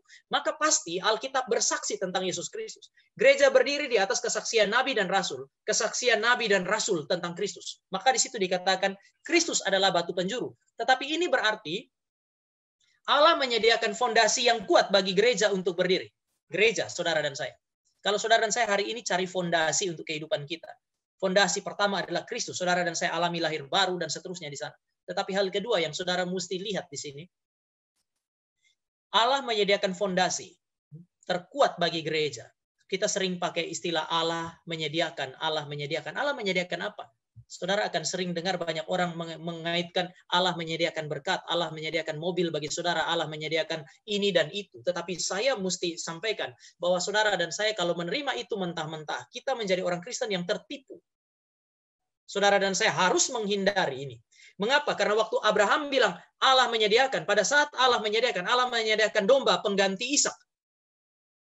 Di dalam Ibrani pasal yang ke-10, sekali lagi disebutkan Allah menyediakan, dan Allah menyediakan Kristus sebagai pengganti bagi saudara dan saya. Yang saya mau katakan adalah istilah Allah menyediakan. Pertama-tama, dan saya kira makna utamanya adalah bicara mengenai Allah yang menyediakan Kristus bagi saudara dan saya. Menyediakan sarana keselamatan bagi saudara dan saya. Bukan Allah yang menyediakan berkat secara material yang memuaskan hati saudara dan saya. Karena banyak orang Kristen miskin. Banyak orang Kristen menderita. Kalau saudara dan saya melihat Allah menyediakan, berarti Allah menyediakan semua kebutuhan material, maka cilaka orang-orang yang sedemikian. Kita bilang mereka tidak rohani. Tidak, saudara tidak bisa menilai Allah sedemikian. Tetapi kalau saudara bilang Allah menyediakan yang terbaik bagi umatnya, pertama, Kristus disediakan sebagai pemberian terbaik. Yang kedua, melalui pekerjaan Allah Roh Kudus, dia menyediakan firman bagi saudara dan saya. Fondasi paling kuat bagi gereja untuk berdiri di dalam tantangan zaman kita. Zaman ini berubah, tantangan zaman juga berubah. Tetapi firman Allah yang sama adalah kunci yang sama bagi gereja di sepanjang zaman untuk berdiri, lalu kemudian menghadapi segala macam tantangan zaman. Saya tidak tahu apa yang menjadi kesulitan saudara-saudara di Cikarang, atau di rumah saudara hari ini, karena pandemi kita kuliah dari rumah. Apa yang menjadi kesulitan saudara di sana? Namun fondasi itu telah disiapkan oleh Allah. Martin Luther waktu melakukan reformasi, dia bilang, "Here I stand." Di sini aku berdiri, aku tidak dapat yang lain. Saya berdiri di atas kebenaran firman Allah, dan sejak dia berdiri di atas kebenaran firman Allah itu, sejarah berubah. Dia mengubah sejarah karena dia berdiri di atas kebenaran firman Allah. Dan Allah menyediakan fondasi terkuat. Injil adalah kekuatan Allah yang menyelamatkan pertama-tama orang Yahudi, tetapi juga orang Yunani. Yahudi dengan agama yang terlihat sempurna itu diubahkan oleh Allah. Yunani dengan filsafatnya yang kuat itu diubahkan oleh Allah. Dengan apa? Dengan Injil. Maka kalau saudara dan saya disiapkan untuk menjadi orang yang berperang bagi kerajaan Allah, saudara dan saya punya fondasi untuk berdiri. Sarana terkuat untuk memenangkan peperangan itu yaitu firman Allah. Tetapi firman Allah, saudara mesti bedakan firman Allah sejati dengan firman Allah yang palsu. Kristus adalah batu penjuru, berarti Kristus harus menjadi inti berita pemberitaan Injil. Maka saya tulis di situ Allah menyediakan fondasi terkuat bagi gereja untuk berdiri di tengah tantangan zaman, untuk berjuang menghadapi kesulitan hidup. Dan fondasi itu adalah Injil sejati yang menyatakan pribadi dan karya Kristus. Tanpa berita yang kristosentris, yang berpusat pada Kristus ini, Injil yang disuarakan adalah Injil palsu. Maka saya mesti bilang kepada saudara, jangan bermimpi untuk selamat, jangan bermimpi untuk bertumbuh, jangan bermimpi untuk berbuah di luar Injil yang sejati. Saya beberapa waktu sejak awal 2020 ini terlibat di dalam banyak perdebatan, baik itu di YouTube maupun perdebatan langsung, diminta untuk hadir di satu tempat dan kemudian berdebat secara langsung. Banyak orang bilang, orang Kristen kok berdebat? Yesus berdebat, rasul-rasul berdebat. Kenapa? Karena kita mencari kebenaran. Saya terlibat di dalam banyak hal dengan itu. Termasuk dalam perdebatan mengenai Allah Tritunggal. Ada yang bilang Yesus itu ciptaan dan bukan Allah. Susah, saya mesti terlibat di sana. Kenapa? Orang-orang ini mengaku diri sebagai Kristen dan mereka berkhotbah kepada banyak orang muda. Di dalam satu perdebatan saya sampai bilang, kamu nabi palsu, kamu harus berhenti memberitakan Injil. Karena Injil yang kamu beritakan bukan Injil yang tertulis dalam kitab suci. Bahkan malaikat dikutuk oleh orang yang bernama Paulus. Terkutuklah dia, kata Paulus, jika dia tidak memberitakan Injil. Namun sekarang, Injil sejati itu apa? Injil sejati berpusat kepada Kristus. Saudara, kadang-kadang kita lebih suka dengar firman Tuhan kalau hamba Tuhannya bisa membuat saudara tertawa. Tapi kalau saudara dengar firman Tuhan supaya saudara tertawa, saudara harusnya buka YouTube untuk dengar stand up comedy, bukan pergi ke gereja. Tapi kalau saudara mau bertumbuh, saudara mau menikmati keselamatan, saudara cari orang yang menyuarakan firman Allah yang sejati. Pada saat firman Allah itu mood di dalam firman yang dia khotbahkan itu, moodnya sukacita, saudara akan tertawa bersama-sama dengan pengkhotbah karena firman Allah itu adalah firman Allah yang menyuarakan sukacita ilahi. Tetapi kalau mood dari firman Allah yang saudara baca itu adalah murka Allah, maka dia tidak bisa menyampaikan itu dengan tersenyum. Tapi saya juga lagi nggak ngomong mengenai murka Allah, maka nggak seharusnya saudara nggak tersenyum juga misalnya. Tapi saya sementara bicara mengenai fakta kehidupan saudara dan saya, bahwa Allah menyediakan fondasi bagi saudara dan saya, dan fondasi yang Allah berikan untuk mengekspresikan cinta supaya saudara dan saya bertumbuh, itu firman Allah. Setelah ini saudara kalau mau cari waktu, kemudian kita bisa diskusikan, silahkan gitu. Tetapi saya yakin, saya bisa mempertahankan bahwa semua berita Injil yang tidak pada akhirnya menyuarakan Kristus di dalamnya, saudara mesti identifikasi itu sebagai Injil yang palsu. Bahkan ketika dia bicara mengenai mujizat, tetapi tidak memberitakan Kristus yang mengerjakan mujizat itu, ini Injil palsu. Karena Yesus nggak pernah kerjakan mujizat demi mujizat. Yesus bikin mujizat supaya orang kenal siapa dia. Dia bangkitkan orang mati supaya orang tahu dia kebangkitan dan hidup. Dia mencelikan mata orang buta supaya orang tahu dia terang dunia. Dia bikin roti, 5 roti, 2 ikan untuk 5.000 orang supaya orang tahu dia roti hidup. Jadi kalau kita hanya dengar khotbah tentang mujizat, tidak tahu apa yang mau diceritakan oleh mujizat itu tentang Kristus, saudara dan saya gagal mengenal Allah. Injil yang menjadi fondasi gereja itu adalah Injil yang berpusat pada Kristus. Allah menyediakan itu bagi saudara dan saya. Dan ini yang terakhir. Apa yang menjadi perjuangan saudara dan saya hari ini? Kalau Injil yang sejati adalah anugerah Allah bagi kita, maka perjuangan kita adalah perjuangan untuk memperoleh pemahaman terhadap firman Allah. Ini mengerikan di dalam gereja zaman sekarang, karena bagi saya ada 2 ruang yang kosong dalam gereja. Ruang ibadah minggu itu penuh. Tetapi ruang gereja yang biasanya kosong, pertama ruang doa. Yang kedua itu ruang PA, tempat di mana orang belajar. Kalau saudara dengar khotbah seperti yang saya kerjakan hari ini, khotbah ini adalah khotbah yang sudah merupakan, kalau jus ya itu intisari daripada jus itu sudah saya kasih kepada yang saudara nikmati di dalam khotbah minggu itu biasanya jus. Tetapi kalau dalam PA sifatnya biasanya lebih teknis. Itu proses mengajak saudara mulai dari kupas buahnya sampai kemudian masukkan ke dalam mesin, kemudian saudara campurkan dengan entah susu atau gula dan kemudian saudara minum. Di PA prosesnya lebih rumit biasanya karena melewati semua proses itu. Sayangnya orang Kristen menghindari itu. Maka saya mau sarankan saudara sebagai seorang muda yang kebetulan masih muda, otaknya masih sangat kuat, kapasitas intelektualnya baik. Pakailah itu untuk kemudian berjuang untuk memahami firman Allah. Firman Allah yang membuat saudara makin lama makin mengenal Kristus. Begini, kalau saudara mau bertumbuh jadi serupa dengan Kristus, Kristus itu Allah, maka saudara dan saya tidak bisa mengenal dia dangkal. Pengenalan terhadap Kristus itu harus terus makin lama makin dalam, supaya pertumbuhan kita juga makin lama makin baik. Kalau pertumbuhan kita mengalami stagnansi, maka kita nggak mungkin bisa memuaskan kehendak Tuhan. Setelah saudara berjuang untuk memahami firman, berjuanglah untuk mentaati firman. Untuk menjadi serupa dengan Kristus, saudara dan saya tidak punya pilihan yang lain, kecuali menjadi serupa dengan dia. Sekali lagi, untuk saudara dan saya bertumbuh, saudara dan saya harus menjadi serupa dengan Kristus, tetapi untuk menjadi serupa dengan Kristus, saudara dan saya harus kemudian mentaati firman yang Yesus taati juga. Prasyarat untuk menjadi serupa dengan Yesus dan menghasilkan buah yang dituntut oleh Allah adalah ketaatan. Mau nggak mau. Dengan demikian yang saya mau katakan adalah jangan bermimpi untuk menghasilkan buah kalau tidak mau belajar.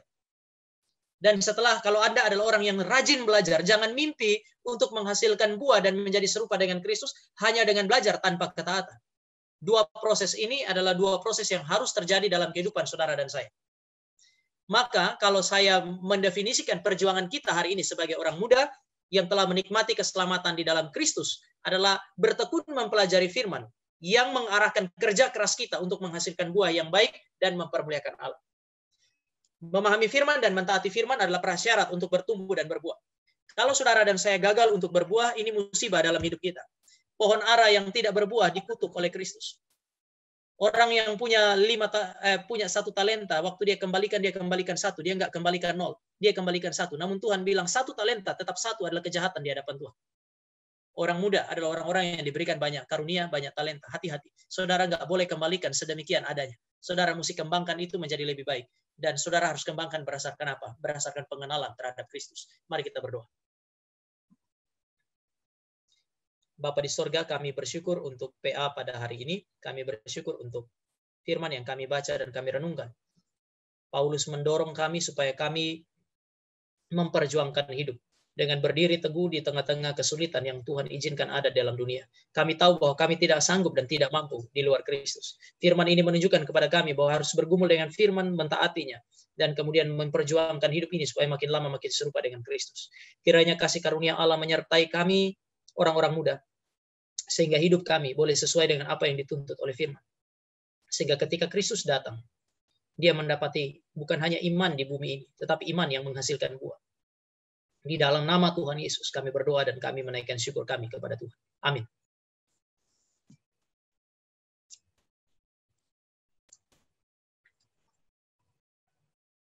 Oke, saya kembalikan ya.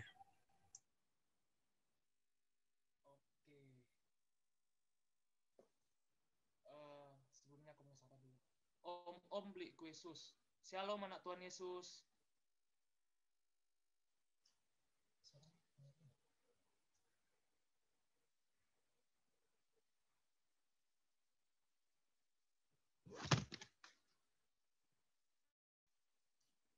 Shalom semua. Shalom. Shalom. Shalom. Shalom. Sorry ya, kayaknya kurang semangat nih. Coba aku ulang sekali lagi ya. Aku mau sapa kalian lagi. Om beli kue Yesus. Shalom anak Tuhan Yesus.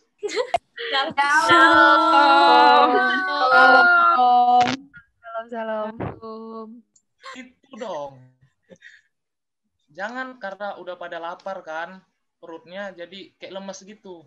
Kan kita udah makan firman Tuhan. Kita udah makan untuk mengenyangkan kebutuhan rohani kita. Begitu teman-teman.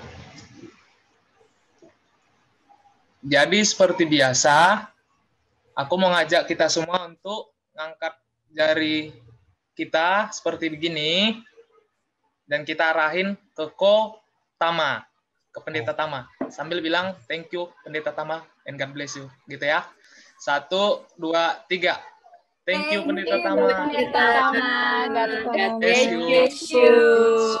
Sama-sama, Tuhan berkati juga ya. Siap, Bapak Pendeta aku. Oke, jadi tadi kan Bapak Pendeta udah bilang banyak nih. Dan itu seru banget, sumpah. Enggak, penting banget juga untuk kita begitu. Jadi aku ini ada dapat beberapa poin-poin penting menurut aku. Jadi aku mau bacain ya. Tadi aku dapat yang begini, dia katanya. Kata Bapak Pendeta bilang, peperangan terbesar bagi kita adalah bukan melawan iblis, bukan melawan orang lain, namun peperangan terbesar dalam diri kita adalah melawan dosa dan diri kita sendiri. Itu sih yang aku dapat, dan itu yang poin penting yang ngena banget nih ke aku. Begitu. Jadi aku mau tanya nih sama partner aku, Kak Debo. Gimana Kak Debo? Coba Kak Debo bilang dong, apa yang Kak Debo dapat tadi dari khotbah pendeta tadi. Halo. Oke, kalau dari aku sendiri, menjadi anak Allah itu harus berpusat pada Allah. Gitu. Kemudian, kemuliaan hanya ada di dalam Kristus, dan kemenangan juga hanya ada di dalam Kristus. Karena itu kita harus tetap tinggal di dalam Kristus. Itu kenapa pentingnya kita sebagai anak Tuhan selalu harus menyelidiki terus firman Tuhan, karena biar kita bisa tahu tuh apa sih yang Tuhan mau dalam kehidupan kita, sebagai tujuannya dalam kehidupan kita. Karena kita dari kandungan pun, dari sebelum kita dibentuk pun kita udah dikasih tuh tujuan kita untuk dilahirkan itu apa gitu. Jadi harus sering-sering menyelidiki firman Tuhan. Gitu Kak Andreas. Aduh. Bagus-bagus ya semua. Oh ya Kak, sebelum kita masuk ke sesi selanjutnya, aku mau ngajak nih teman-teman nih. Sebelum kita lanjut kan, kita open kamera dulu dong. Kita mau foto dulu sama Bapak Pendetanya. Kita foto dulu ya Pak. Oke, atur. Buat kakak MC Didi, hitung ya Kak. Ayo teman-teman bisa open kamera lagi ya. Sebagai kenang-kenangan kita nih. Keluarin cantiknya, gantengnya guys. Siap ya, nyala semua ya kameranya ya. Kita cek dulu. Oke.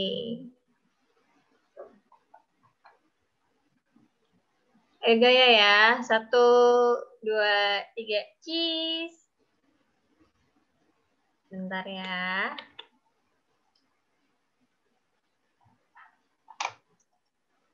Lagi 1, 2, 3, cheese. Oke, slide 3. Oke, sudah. Masih ada lagi bentar. Oh, masih ada lagi ya Kak? Udah kering gigi tuh soalnya. 1, 2, 3, cheese. 1 kali lagi, sebentar. Terakhir. 1, 2, 3, cheese. Oke. Oke, terima kasih. Thank you. Saya bisa pamit kan ya? Dari SOP yang diberikan ke saya sedemikian. Iya, Pak. Oke, Bapak. Terima kasih ya, Tuhan berkati. Sama-sama, Pak. Tuhan Terima memberkati. kasih, Pak Rama. Ya, thank you. Thank you, Pak. Tuhan berkati, Pak. Jadi kalau gitu, kita lanjutin aja, Kak Debo. Habis ini kita mau ngapain, Kak? Boleh dijelasin, Kak? Kita masuk ke sharing session lagi.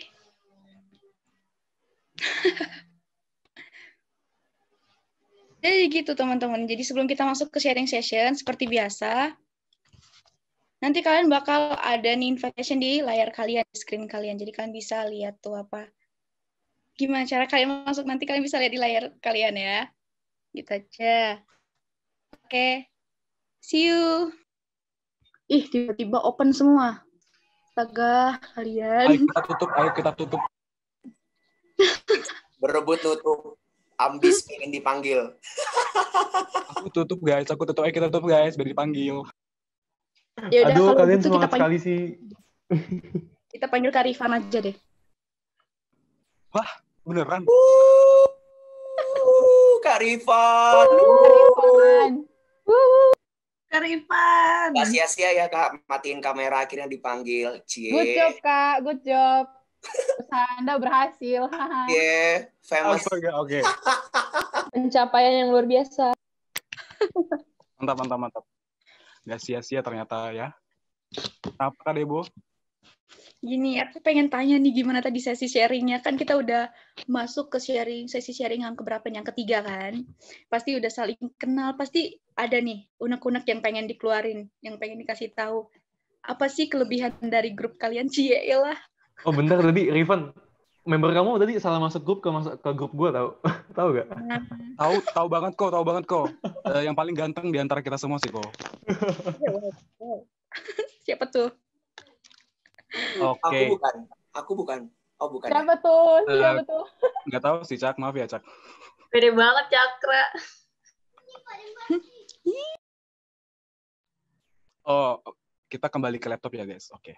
Jadi kalau misalnya dari grup Daud ke yang keren, ya nggak usah dibilang sih. Kita kan cuman kita kan orangnya sangat humble gitu ya. Jadi kita nggak mau bilang sih kekerenan kita apa gitu.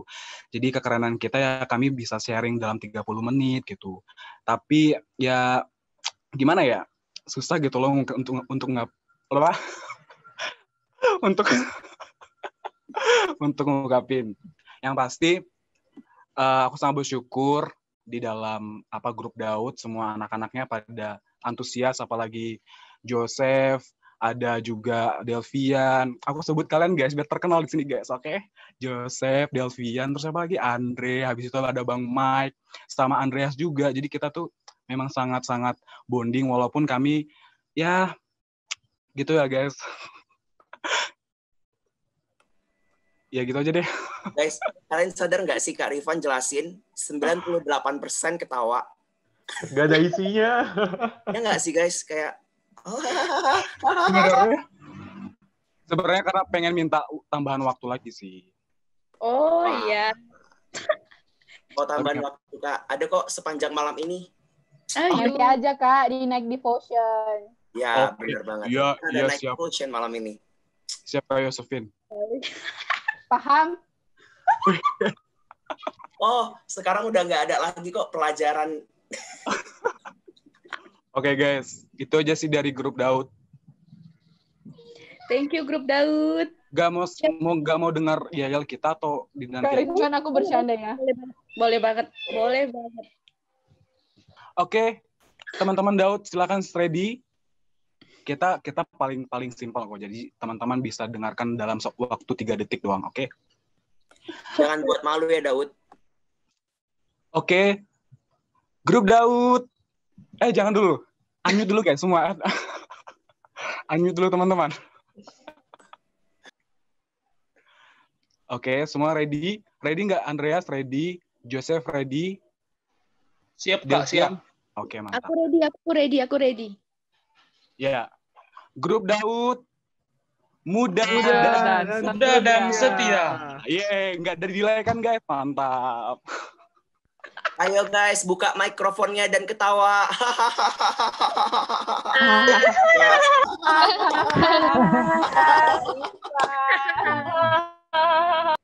Teringat kodok dan bebek. Ada yang ingat kodok dan bebek? Ingat banget. Kodok dan bebek. Itu tagline aja ya, Kak? Iya, guys. Berarti nggak sesuai RNR yel-yel dong? Kan kita sudah minta izin juga gitu loh. Oh, nggak minta izin ke aku berarti. Wih, aduh. Maaf Ibu. Waduh, Pan. Gimana nih kok? Apa yang kita lakukan kok? Jangan kalian anggap nggak ada DC ya di sini. Ayo guys, kita minta ampun dulu sama punctuality kita. Ampun punctuality, God bless you. Ampun Oke, itu dari grup Daud, guys. Wah, keren.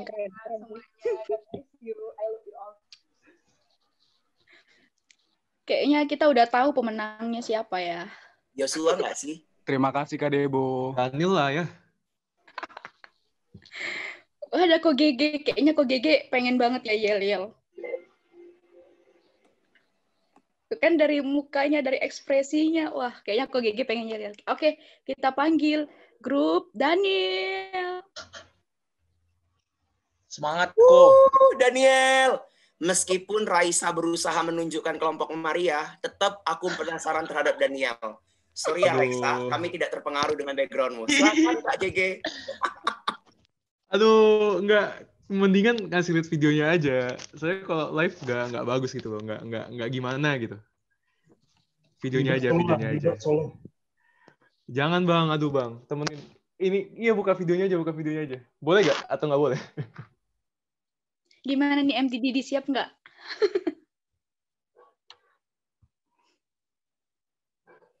Bentar ya. Oke. Wah, aku nggak suka sama backgroundnya Raisa. Kayaknya kita udah grouping ya. Oke, alright. Gila, keren banget. Kak Raisa udah pakai mahkota rantai gitu loh guys. Oh my god. Beli di mana itu Kak?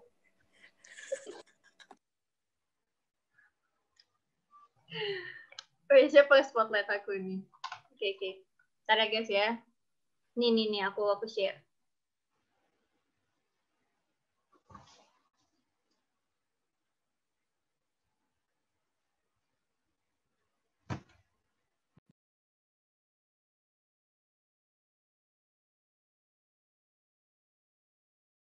Daniel.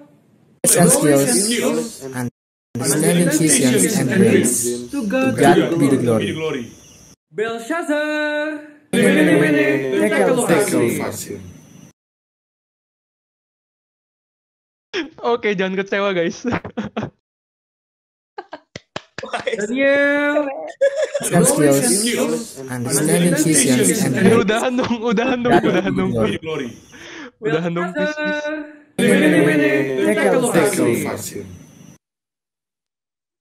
Wah. Tepuk tangan dong guys. Kita harus apresiasi kreativitas siapapun ya. Tepuk tangan dulu yuk. Woo.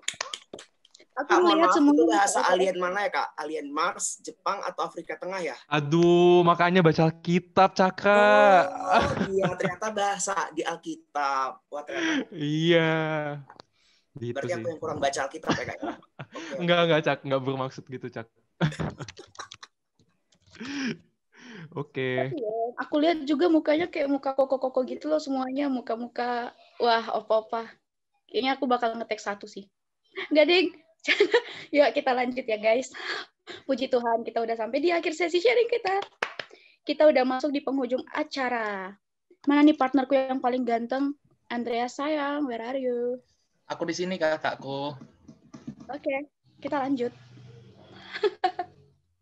Keren banget nggak tuh yel-yelnya tadi? Udah dan setia kan? Nice. Oke. Oh Daud ya, Om. Oke. Itu mengekspresikan wajahku. Mana ada? Aku nggak setuju ya kali. Ya kan, Andreas, kita mau apa lagi nih sekarang? Nah, Kak, gimana ya? Aku sedih bilangnya. Karena kita udah mau di akhir acara nih, Kak. Tapi sebelum itu, ada hal penting nih yang mau kita sampaikan. Itu tentang, apa tuh Kak? Kakak aja deh yang ngasih tahu. Boleh.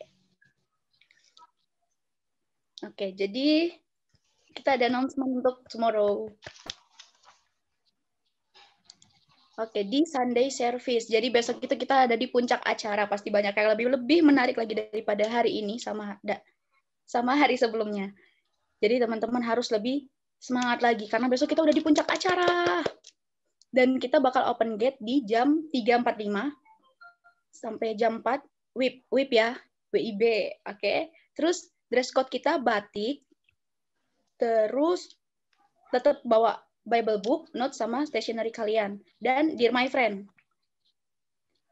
Tadi kan udah dijelasin sama Kak Andreas ya, Dear My Friend itu. Jadi kalian udah bisa nyiapin surat kalian untuk teman-teman kalian. Gitu. Kemudian ada assignment after retreat. Kak Andreas bisa ngejelasin nih. Seperti yang kemarin ya, untuk assignment after retreat. Jadi, 30 menit setelah retreat, salah satu perwakilan dari tiap grup itu harus stay tune di grup line representatif. Dan kalian akan terima info lebih lanjut di sana. Oke, jangan lupa ya, tiap-tiap grup. Nah, sebelum kita berpisah, saya berpisah dong. Kita mau berdoa dulu.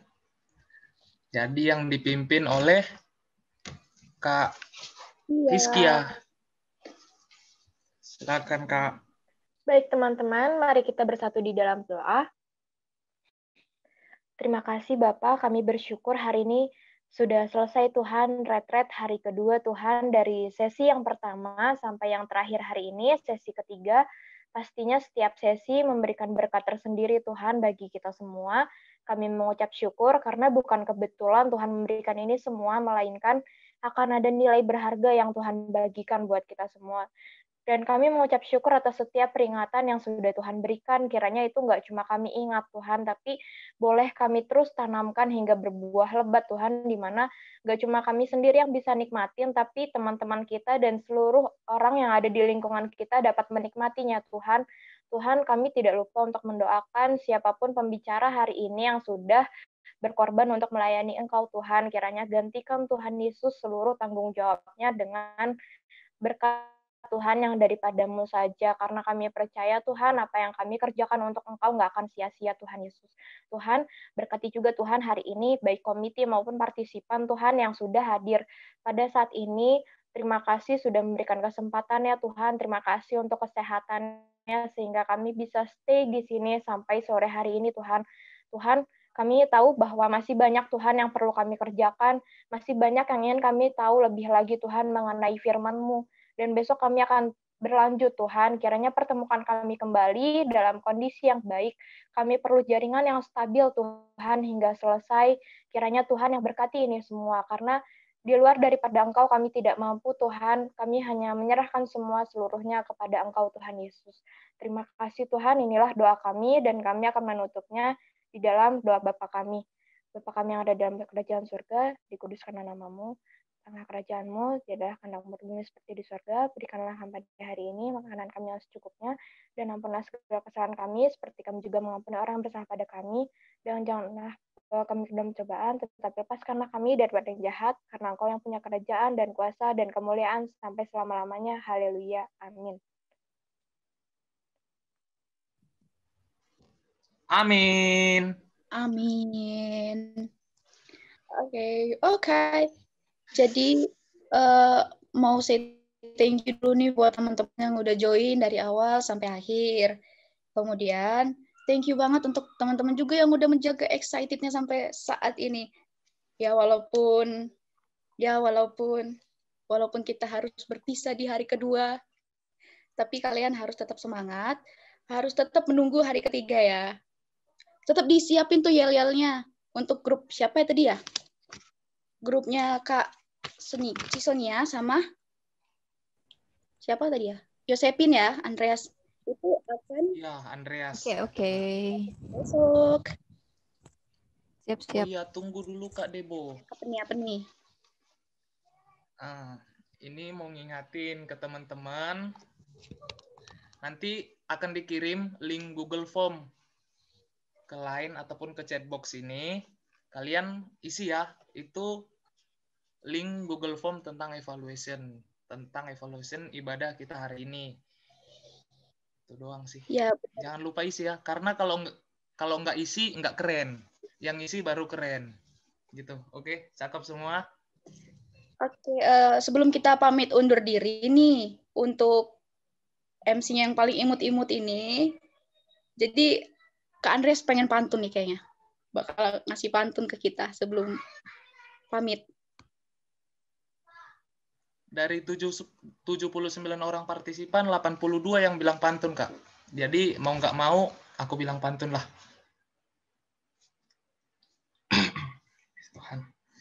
Si Intan lagi sakit hati, karena diselingkuhin mantannya lagi. Sekian ya buat hari ini. Jangan lupa besok join lagi. Kasih reactionnya dong. See you tomorrow, God bless. Keren, mantap. See you guys. See you tomorrow, everyone. Thank you semua. God bless you. God bless.